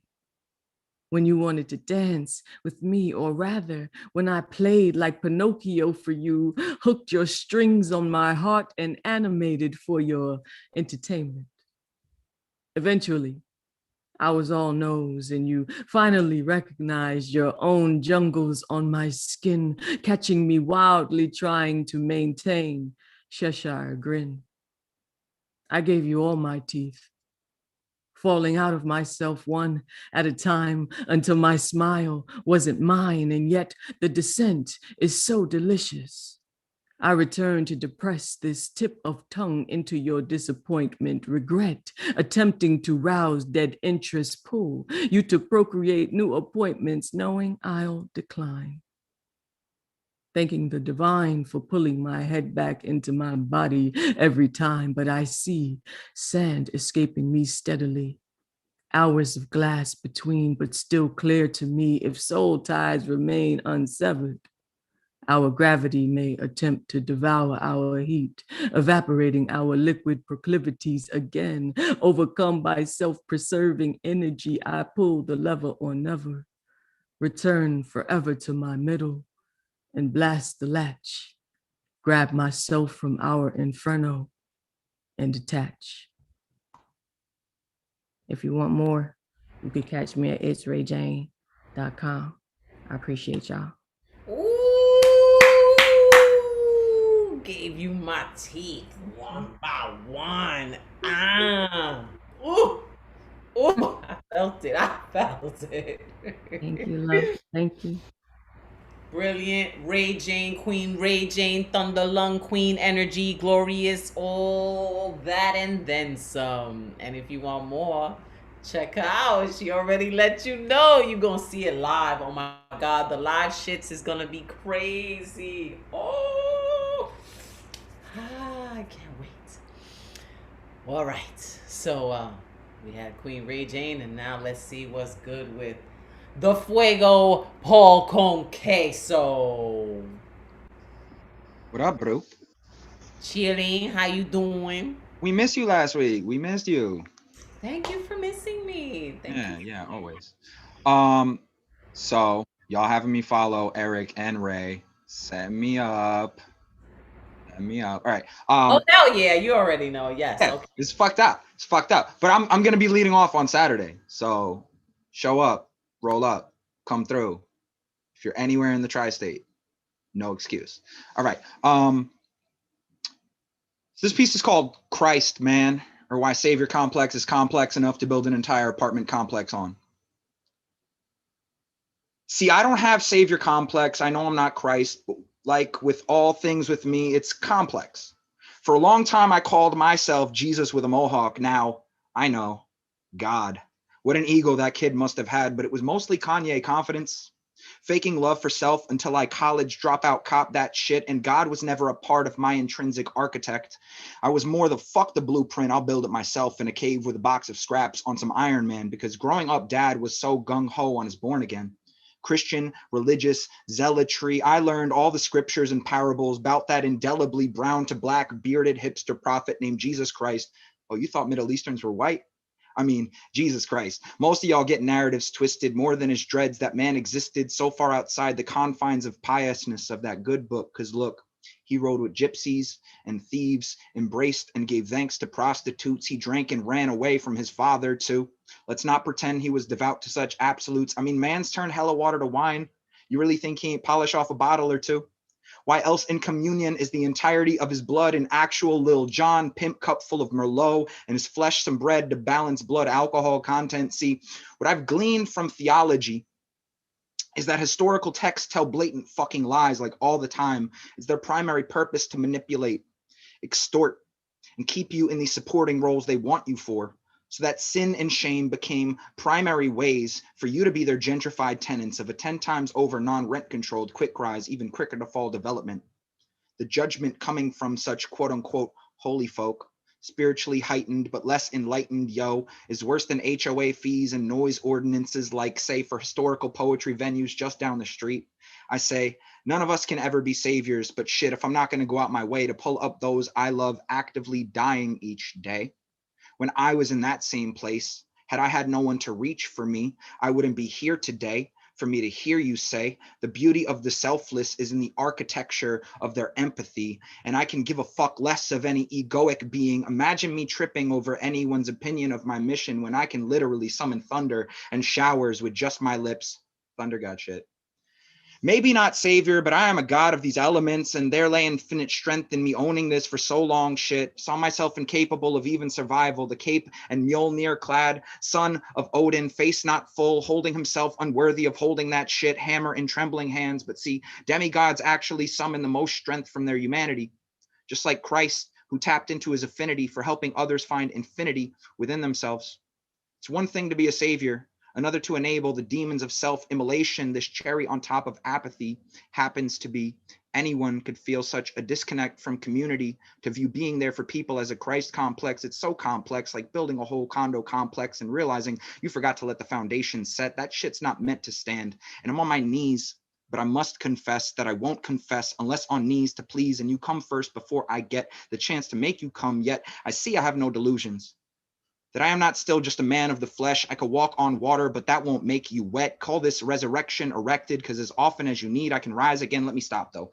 All perverse aside, the very act of staying alive in the face of death is an exercise in the strongest form of faith there is. The fact I'm still here at 33 proves me antithesis of the younger me trying to put me upon the cross at Golgotha like Christ for 3 days awaiting Calvary in the mouth of a cave, a magician transfixed on fulfilling his own magic trick of crucifixion. This crucial fiction, he could die at all, climbing from sacrifice, never meant to be taken literally, nor entombed in tomb and exhumed by Sunday afternoon, because Jesus had last, but I get to have a second supper, a second coming, rapture of rhapsody, because it's so hard. You can catch me in a cherry red 150, got the glizzy locked in a stizzy, pop the clizzy doing 60 down to 1, was he drunk, pizzy, ooh, trying to cruise through the avenue when my people's popping out up in Sue's rendezvous, fuck that, Spunny Yui lost a hub, kept his back to the shack, came back, and what's that? See, rolling with the squads, we like gods, but it's more complex because I've had so many ways where keeping myself out of the grave was an act of grace. Can't fathom being the one to save another, like younger Paul, convinced he'd have already socially distanced himself from existence by now, 6 feet beneath mortal shell. You know, I promised my ex-wife while she was still my wife, I would cease attempts to end my life second by second and skip meal by skip meal. Swore I could heal the wounds inflicted by nails in throat, that the second meal of my day would not be cuticles. Tried to convince her that the blood inside our toilet bowl was hers, not mine, that I could provide, that the reason she couldn't conceive was her PCOS and not my disease. Jedi mind tricked her into thinking I was functioning while rummaging through the trunk of my own neglect. Listen, this is not so complex. I am not the savior in anyone's narrative, especially not my own. Eventually she left. And you know, I don't blame her for this. In those days, I couldn't save her, nor myself, nor anyone else. But since those days of driving stakes into my own palms, I have found ways to calm and soothe and write myself into some form of salvation, to construct the bedrock foundation of patience and love for self, to carpenter health in this home worthy of worshiping. See, Jesus was a carpenter, and I am merely an architect of words. And these calloused hands come not from building refuge, but pulling down my own scaffold and frame nail by nail, board by board, and being cognizant I can only atone for my own sins, and the rebuilt structure that comes with it will not be a temple to my own sacrifice, because each morning I wake up choosing life as a way forward. And if folks flock to the lit ember of that candle, who am I to dismantle their hope? You know, I actually have compassion. Imagine that shit. No dramatics, but are any of you to say if all you had to take was 20 minutes out your day to get a friend to step off that ledge, using only your undivided attention as intervention, as a give us this day our daily bread offering? Are you the type to off them rather than offer refuge in the shelter of your complex? Because my statements are as full as this motherfucking poet's heart, which is a work of art for a start. Does that mean in any way I enable this behavior, being seen as savior? I told you, it's complex, as we all should be.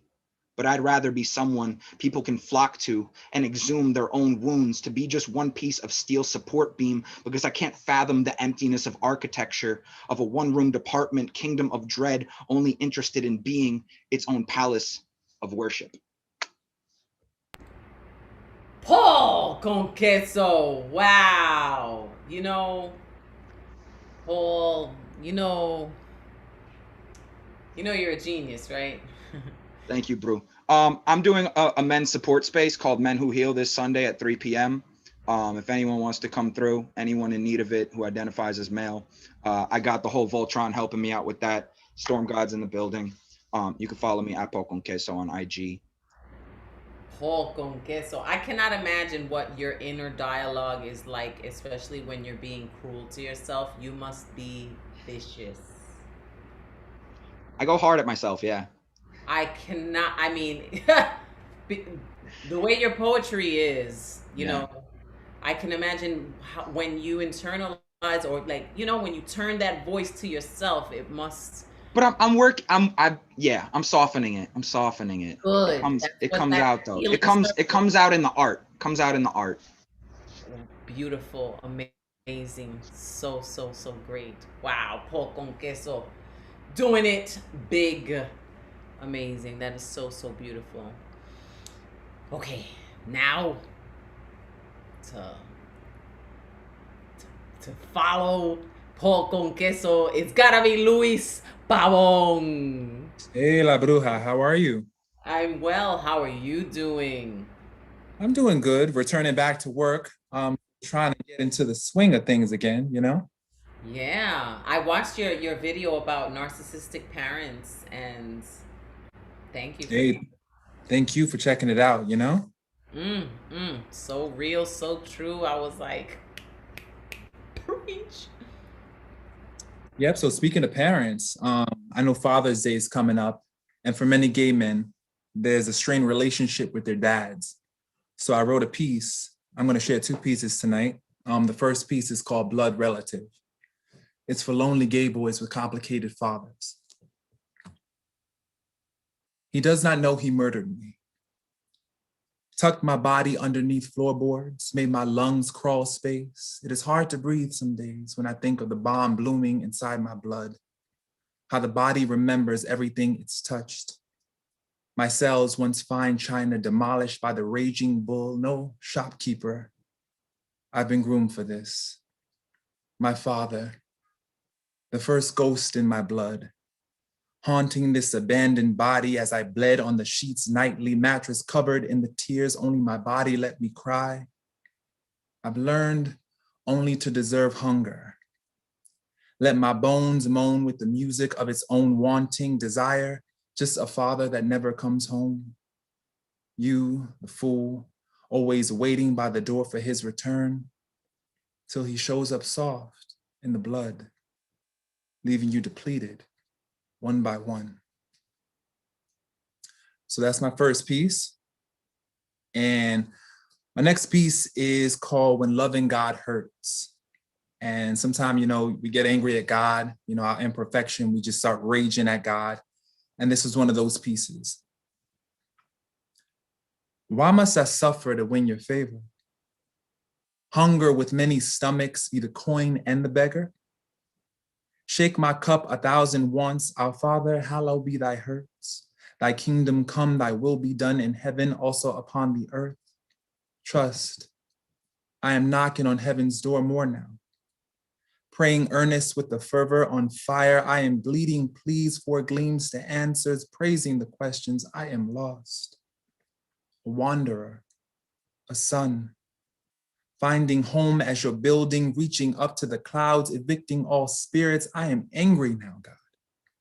So angry at how now it's not so good, how I am bruised like the original fruit that turned garden into jungle, made time borrowed, turned the hands of time back as the sand spilled the hours from our bones, broke forever from our backs as we move from ash to dust, swept in the last of the gasping wind. My God, why must I turn masochist to earn salvation? Carry torture's stake and emulate Christ's passion. Is your love forced asphyxiation and the waiting for breath to fill the nostrils of creation? Is the strength of my love measured by how much blood comes from my form? Or am I just yours to be outsourced, to born again whore? Proof of your power beaten for a cause.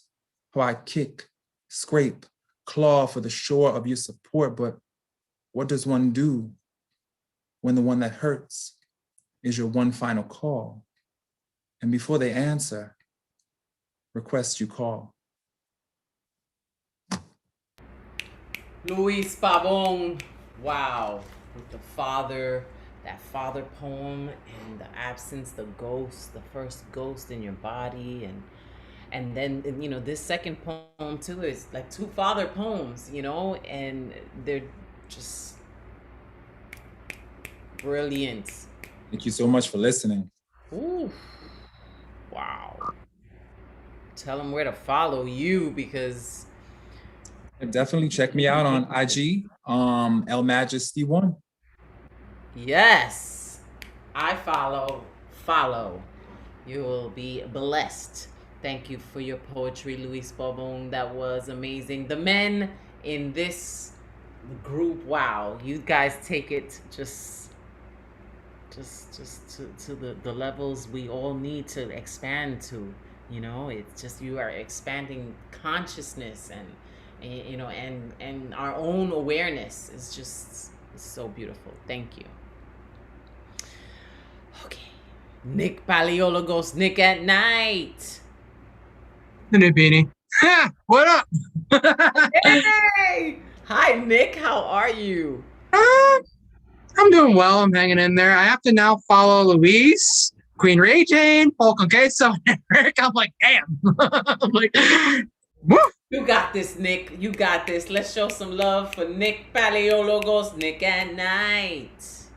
Let's see here. I'm trying to debate. I was debating between which one of my two pieces I wanted to do, and I was like, you know what? I'm going to do erotic. I'm going to do an erotic piece. I'm going to save the other one that I'm going to do for Saturday, because the Saturday one is going to be an awesome one. And that one I was going to do tonight, I was like, you know what? Save for Saturday. So I'll do one I don't think I've ever done on New Year before. This one is called Getting High Off of You.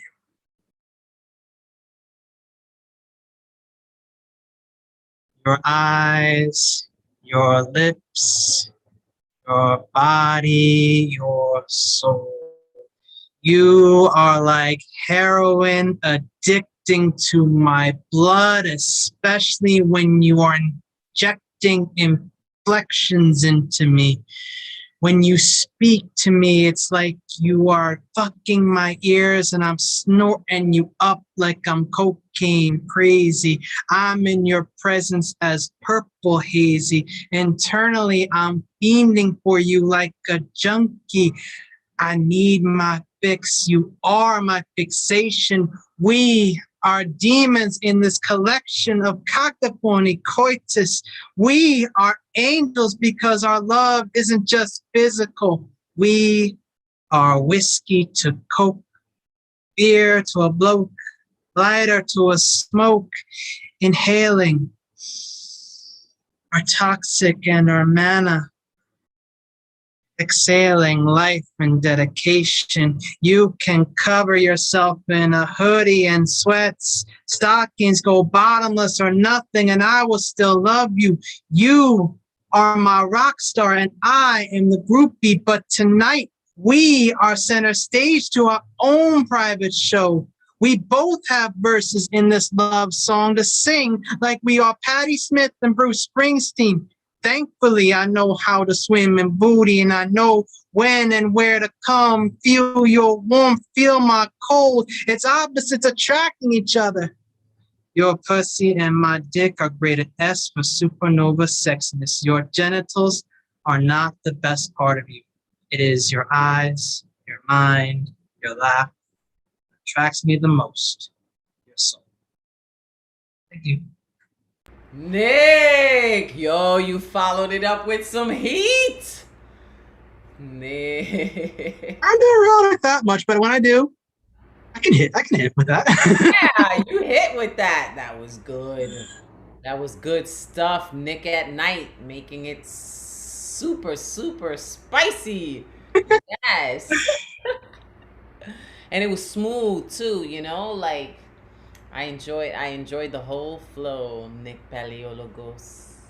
Thank you. Thank you so much. You all can follow me at The Real Nick P on IG. On Sunday, I have a feature coming up. It's going to be me, Ray Jane, Jamie McCormick, and David Pham, I believe was the last one. I believe I always mix the name up, but it's the four of us, and we're going to be featured on Sunday. Go follow Why Open Pandora's Box for more details on that. It's going to be awesome. And there's an open mic too. So come through if you're not doing anything. Perfect. Thank you so much, Reverend. And yes, perfect reason to join. That is so great, Nick. Thank you. Okay, now let's see what's good with the Rose Gold, the poet that is Rose Gold. How you doing, La Bruja? I'm good. How are you doing? I am Blacknificent. You're what? I am Blacknificent. Yes, yes, yes. Salud to you. Alright. This is some new shit, but you haven't seen me in several months, so everything I spit is gonna be new anyway. Yeah, I've been missing you. Some new shit from Rose Gold. New shit. Alright. Waking up and opening your eyes is not only a blessing, but in essence has become an act of rebellion. Good morning, America. It was nice to be free of you for those 5 or 6 hours, transported beyond your sphere of influence, away from your world, and cradled in the bosom of the miracles gifted as my dreams, all gathered in a lyrical sway as the subconscious weaves a euphonious nocturne, very intent in this trajectory to find a home called peace,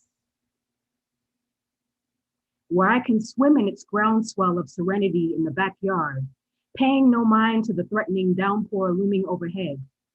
I no longer fear the thunder. I breathe it into my being, swallow the lightning and spit it back into the sky, opened as the verbs in a book of scribes, exploding one by one like supernovas over the hearers of this word, creating a nexus of beautiful celestial beings shining in and out of who we are. But yet, all find their way to their origins. This is heart soul speaking, spoken, sparking. The exhale for a people perpetually holding their breath. For if they exist too loud, the progenitors of inequity mean to grant you eternal slumber, because our love languages are incompatible with their demons, unable to breach the echo chambers repeatedly fueling their irreconcilable ideologies. I don't know if that alarm was the signaling of a new day or to lull me away from my utopia and back into the great big lie, not allowed to be free, even in my dreams. I got room for one more? Okay. If I can be quick about it. Okay, here we go.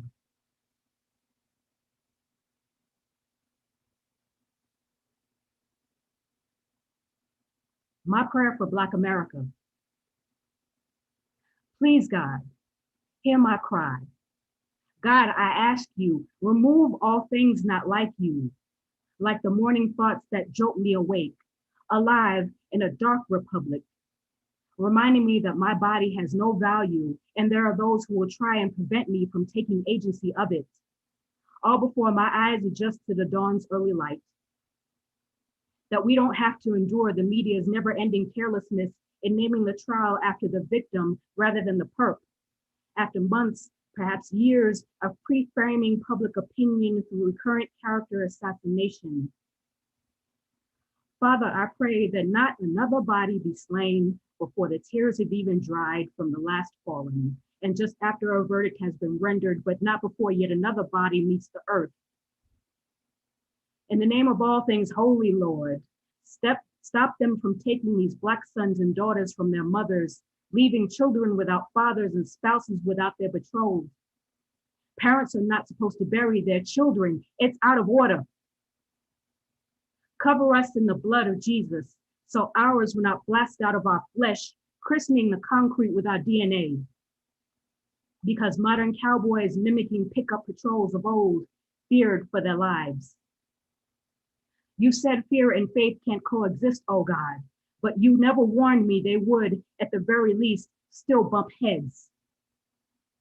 If I clasp my hands tighter till my palms and knuckles ache, will that make you hear me better?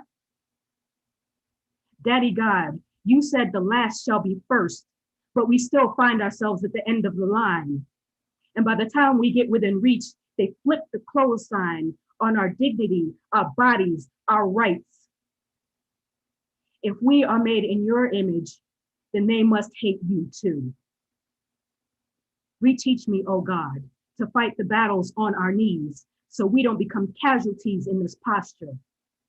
As our prayers go up, rain blessings down, and may the torrents be the shield against the predatory hail of bullets, given no names, but still manage to find their unwitting targets.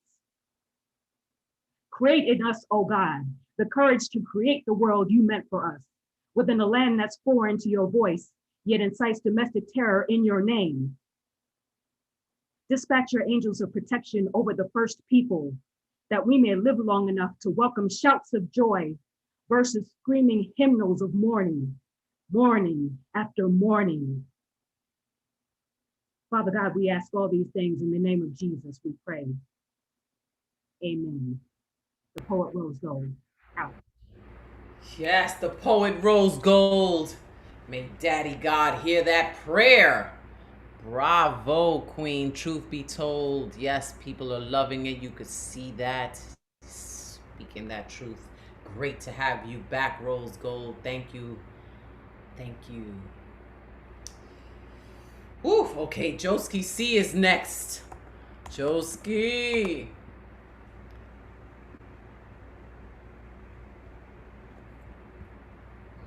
You there, Joski C? Hola, Bruja. Hola, Joski. So I've got a haiku and a song. Sounds good. Let's hear that haiku and that song. Autocrat strikes match. Spark navigates the fuse, hisses as it burns.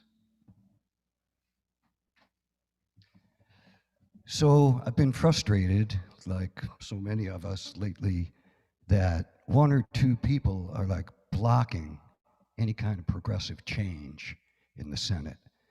And thinking about people like Senator Joe Manchin in West Virginia. So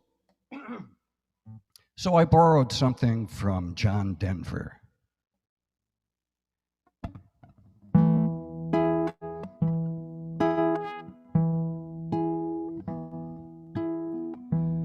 Almost hell in West Virginia.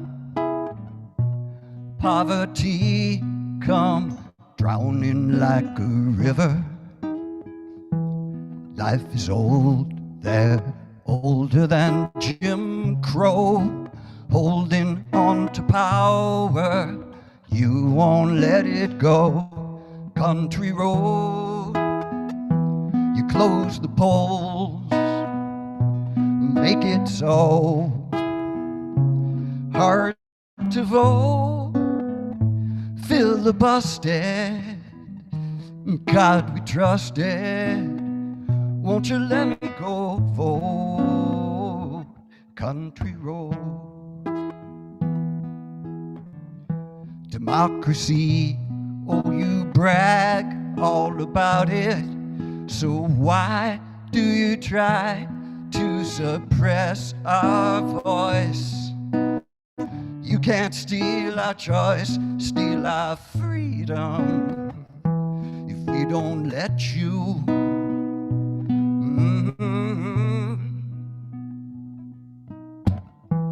All these memories line the hollows, hung from branches heavy as our sorrow. Death come early, leaving all the pain. Big Joe Manchin, he don't understand. Country road, you close the polls, make it so hard to vote, filibustered. In God we trusted, won't you let me go vote? Country road, won't you let me go vote? Country road.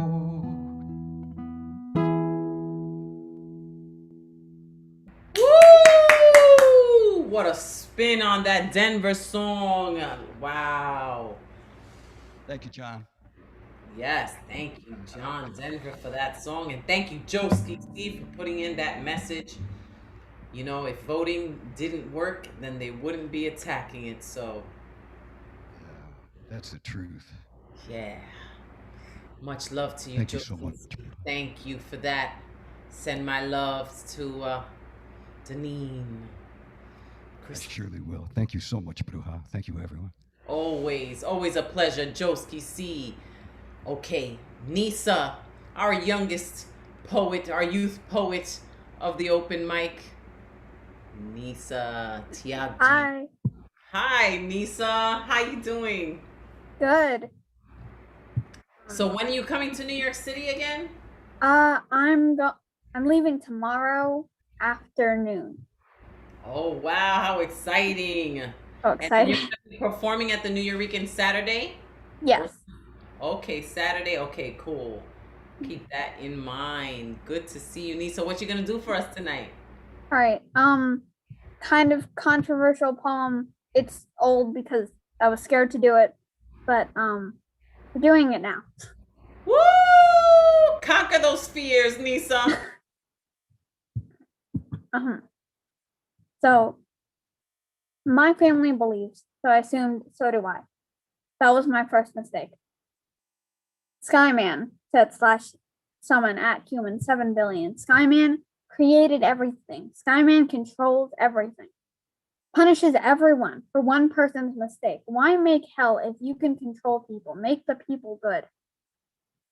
His followers say be good to Skyman, but then blame Skyman for their bigotry. But there's been no punishment for them.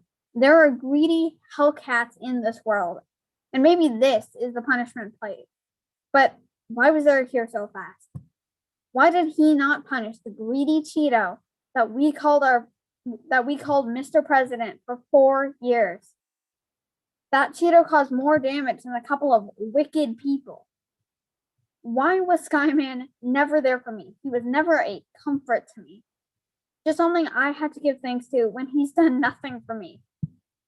I've done so much, but yet no Skyman. In my lowest points, no Skyman. When I tell his followers that I don't personally believe in Skyman, they don't believe me. They believe in a magical Skyman that can control things, but not someone you can see, hear, and touch. Let's get a religious tutor. It's a phase. It's not too late. He loves you. I don't like him back. I don't hate Skyman. I really don't. But I do hate the sea of sins and death threats that sting like acid you're thrown into if you reject him. I hate that there's static around me when I talk about Skyman. I understand people feel Skyman as comfort, and it's good to know that there's a reason to the universe, that everything you do is going to pay off in the end. But it's not possible for you to just blindly love Skyman. It's hard. When you can finally see there was no magic, it outcasts you. I want more than anything to fall and think Skyman is going to catch me, but he's not. The paramedics will. So I say, good riddance, Skyman. You're a weight I'm not going to carry anymore. The end. Nisa! Nisa, everyone is loving it. Brilliance in healing, Miss Nisa. Big snaps from Shihi. Advocate loves it. I love it. You already know I'm a big fan of Nisa. Nisa could get serious, and Nisa could be funny. You're so balanced, so brilliant, and so young. Can you imagine? In 10 years, how amazing. Like, forget about it. You're gonna. Thank you. Yes, I look forward to seeing you in New York City. New York City, the Big Apple awaits. Thank you, Nisa. Much love. Thank Safe you. travels, okay? We'll talk soon. Power to the people. Okay. Xanadu is next. Unmuting Xanadu all the way from Amsterdam, I believe. Yeah, Amsterdam. How are you? Can you hear me? Yeah. Okay. Well. I enjoyed listening to your open mic. I wanted to find the one defining summary of this book by your president, but I couldn't find it. So maybe next time I can give the one defining summary. Now I will only read the African American spiritual. Oh, fly and never tire, fly and never tire, fly and never tire. There's a great camp meeting in the promised land. So it's also the title of his book, A Promised Land. And now I will read a poem. I'm preparing another collection about mountain and water paintings. If not a landscape in red and green, it's about a Chinese painting. Maybe I can put in the chat so you can visit the painting yourself. It's another painting from the same painter. Okay, yes. And the title of this painting is When Ja, Landscape in the Spirit of the Verses of Dofu.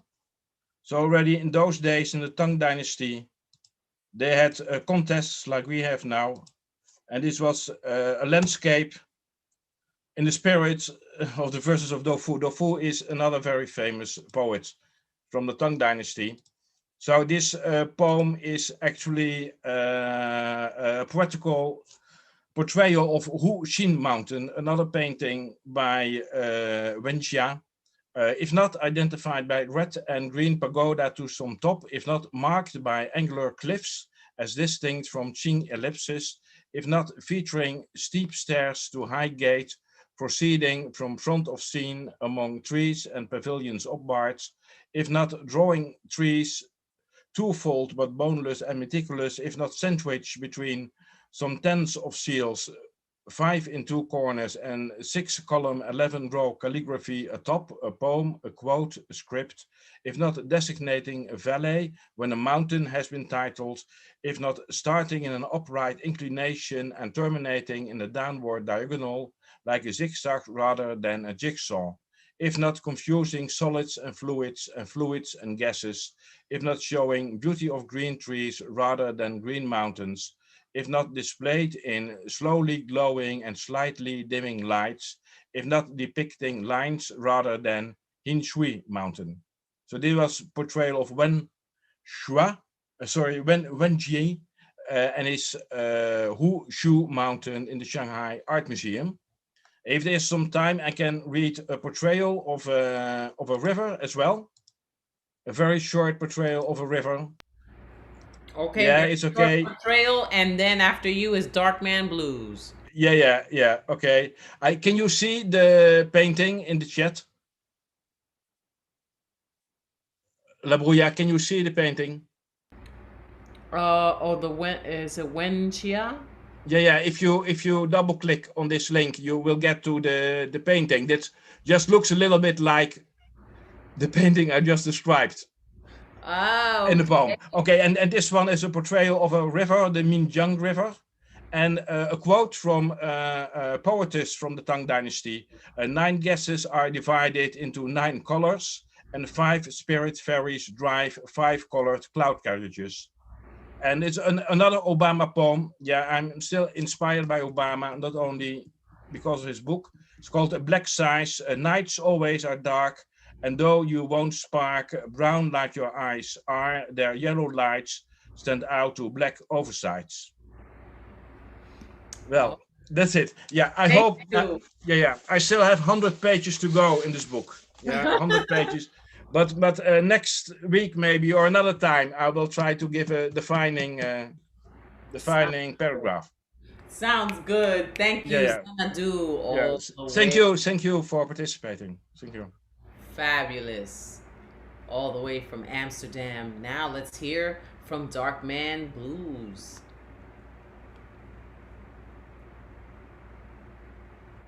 Good evening, La Bruja. Welcome back. Thank you. Nice to see you. Welcome back. Same here. If I could sing that song, I would. Welcome back. Welcome back. You know how it goes. But... Welcome back. Okay. So, so I'm not going to hold it up. This is about 2 minutes. But Monday is Flag Day, and I'm going to try to make the show. But if I don't, then they get to hear the Flag Day poem right now. All right. Check it out. If I could rep this flag, if I had one, being I'm from what is now a third world country, slavery didn't have one. Wait, I think the bitches picked one, kings of a trade, the European way, moored into indentured servitude. 1619, America gave me one. It's a lie. Ship ahoy, you can die in so many ways. Days, now light years, strange fruit, feeling like a slave. This land of the free, this flag don't rep me. If I had a choice, what would it be? Since other Africans helped slave me the white way. If I could give in and pick one, That shit won't fly if you truly know me, being I'm Darkman Blues, representing one nation under a groove.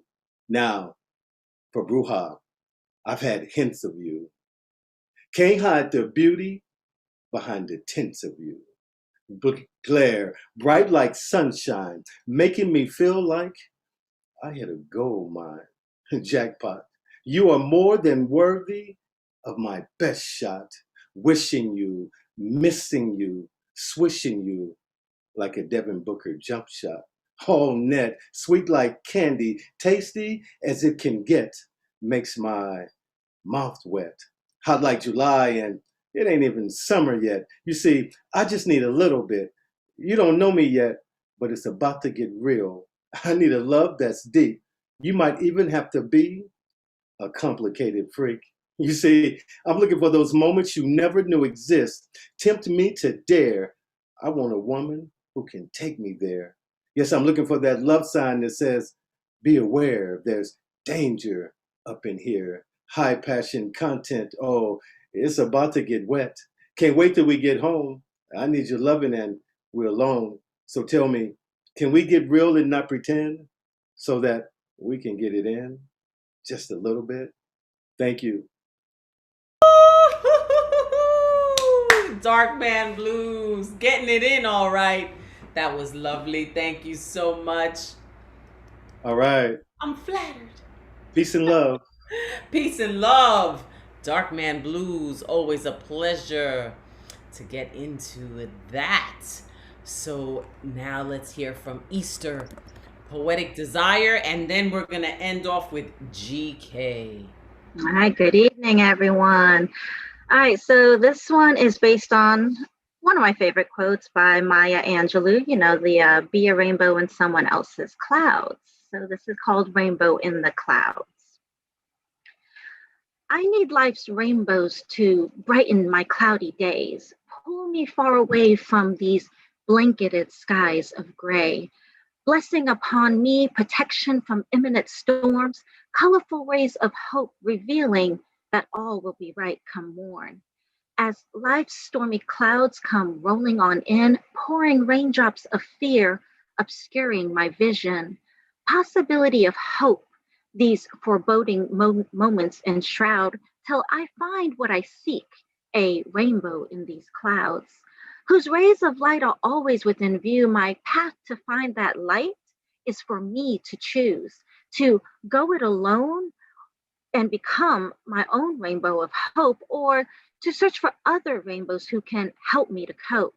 Do I go around this cloud with hesitation, careful not to provoke this storm as I tiptoe around its edges, hoping its omnipotent presence won't intensify till I've discovered assistance from a rainbow ally?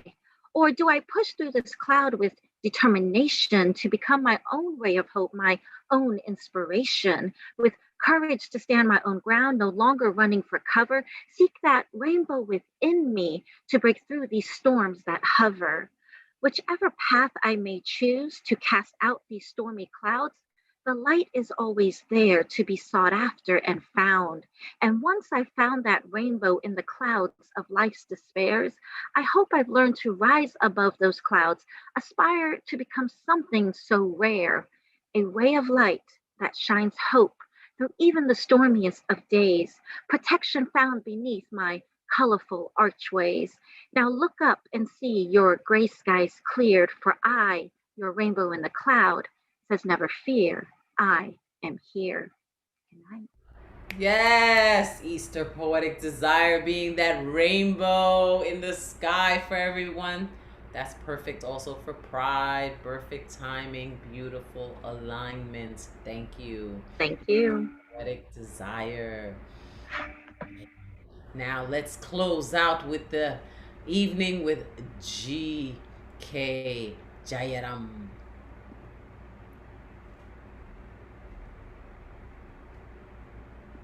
Asking to unmute.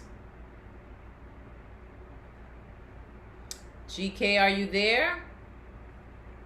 We want you to close out the night. Yes, yes. Hello. Can you hear me? Yes, now I I, can hear you. Wonderful. yes, Welcome. I shall, let me open the poem. It is a 4-minute play. It's called Let Freedom Ring, I'm Here to Stay. An African-American man walks into a room, rubbing his eyes, rushes to the sink and rinses his eyes. Thank God I had looked up what to do for tear gas. Okay, rinse your eyes and get rid of your clothes. Don't pull them over your head, cut them with scissors. Takes a pair of scissors and cuts his clothes all the while saying distinctly the words that follow. The cops don't need no tear gas to make us black men cry. The cops don't need no tear gas to make us black men cry. They don't need no bullets to make us die. Just a casual knee pressed on my windpipe, silent blue hiding the white knee, while the man has his hand stylish and elegant in his pocket. He says to his partner, no need at all, partner, to enter this man into the docket. I can hear his mind chatter in casual banter. If I were to lift up my heel, do you know what it may reveal? Need one record every bug crushed under one's wheel. In the meanwhile, knees on 1,000 windpipes, all black. Oh yeah, we are consistent. On rigorous criteria, we are insistent. Black must be the color. Youth is the age. Poor preferred, but in a pinch, even rich would do. Discriminate? Who, me? I'm innocent, you see. I'm colorblind. I can only see black. The rest are a blur. The rest look like me. I cannot press my knee on someone who looks like me. The man continues, maybe, just maybe, we should have listened to Lincoln. Yeah, we the black people should have listened to Lincoln. President Lincoln, the great emancipator, said, it's better for us both to be separated. Maybe we should have taken his advice. Maybe we should have gone to Central America and suggested and tried to organize. We may not have had cars or refrigerators, but we would have had our dignity and wouldn't have our asses kicked every day by the cops. No knees and windpipes. But that did not happen. And America is home. It has been home. It is home and will be home forever, right? So folks, listen and listen well. We ain't going nowhere anytime you hear. We are here and we are here to stay. And we won't have any more knees anywhere on our bodies. Do you know why, brothers and sisters? Did you see the streets of America? 26 million marching. They say that would make it the largest movement in country's history. And you know one more why? Because I, who fought shy of politics, came to feel, know deep inside me, the rage of my ancestors and of my brothers and sisters. And those brothers and sisters were of every hue, not just black. Hundreds of millions of us were hurt, I saw, and hurt people hurt people. I'm a transformed human being from that day to this. I changed, and I want to change the world. Come all you folks, come join us. Who do you have to lose except your hatred? Love, you know, is not an option. It is the only option. On second thoughts, love may be a tall order. How about live and let live? Nah. Yeah, except that it has turned into live and let die. No, either we learn to live and love and live together, or we will kill and die as separated states of America. Thank you. Ooh, GK. I love your 4-minute plays. So powerful. Thank you so much. Wow. Bravo. Thank you. Okay, well, GK was the 30th, so we were already into the waiting list. I know that Ray was next on that waiting list. So you know what? Because of the Ray thing, we're gonna let Raymond go and then we'll close out with Raymond. Thank you, GK. Always a pleasure to hear you. Ray did this. Let's hear from Ray. Thank you. Hi, everyone. Raymond Camacho. I'm a gay New York City poet, Puerto Rican. I write for victims of domestic violence. And this poem I have is called Why I Love, Why I Hate Men. Men. Always a competition between who has the longest dick and the biggest cojones. The world was created to fulfill his needs. He, him, me. Gay men. We live to serve and please, 2 or 3, you or me. I am the shoebox of memories tucked away in your closet. Stick your hand in me and pull out your wildest fantasies. Men. You are not gay if you fuck me and then beat me. You are not gay if you don't please me. You are not gay if you berate me and then eat me, because your eyes were closed and my mouth was open. You can reach into my cookie jar, grabbing and pulling at something you can't have. How can you please anyone if you don't even know how to please yourself? Men. You don't want me. You tell me over and over again, a song you always sing in the end. Even though your body speaks Spanish, even though you scream my name, even though I tend to your garden, we do not embrace, we do not kiss, we do not cry. Our eyes stay closed because we are men. Thank you. Thank you, Ray. You did do that. That was powerful. Thank you so much. I'm so glad that we got to hear your work. Thank you, thank you, Thank you. Ray did this on IG. Thank you. Have a good night, everyone. Ray did this on IG. Yes, and he did. We all did this. We did this together tonight here on the Thursday night online open mic. My name is La Bruja. It has been my pleasure, as always, to host for all of you. Many blessings. Remember to stay tuned. There's so much. The live open mic is happening on Saturday for the New Eurekan Poets Cafe. Watch on Sunday at noon on Channel 7 or abc7ny.com so you could see the Puerto Rican Day Parade. And you can see me on Channel 7 representing poetry. I'm so excited.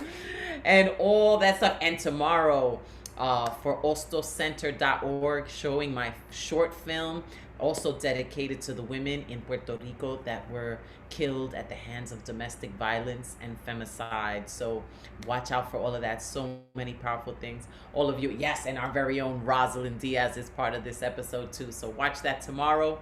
Thank you, everybody. Thank you, Advocate of Words, for being with us. Our Monday night host on our Thursdays, just so beautiful. Thank you, everybody that performed. So amazing. I love you all so much. To the fullest. You already know. We're just gonna keep rising to the top.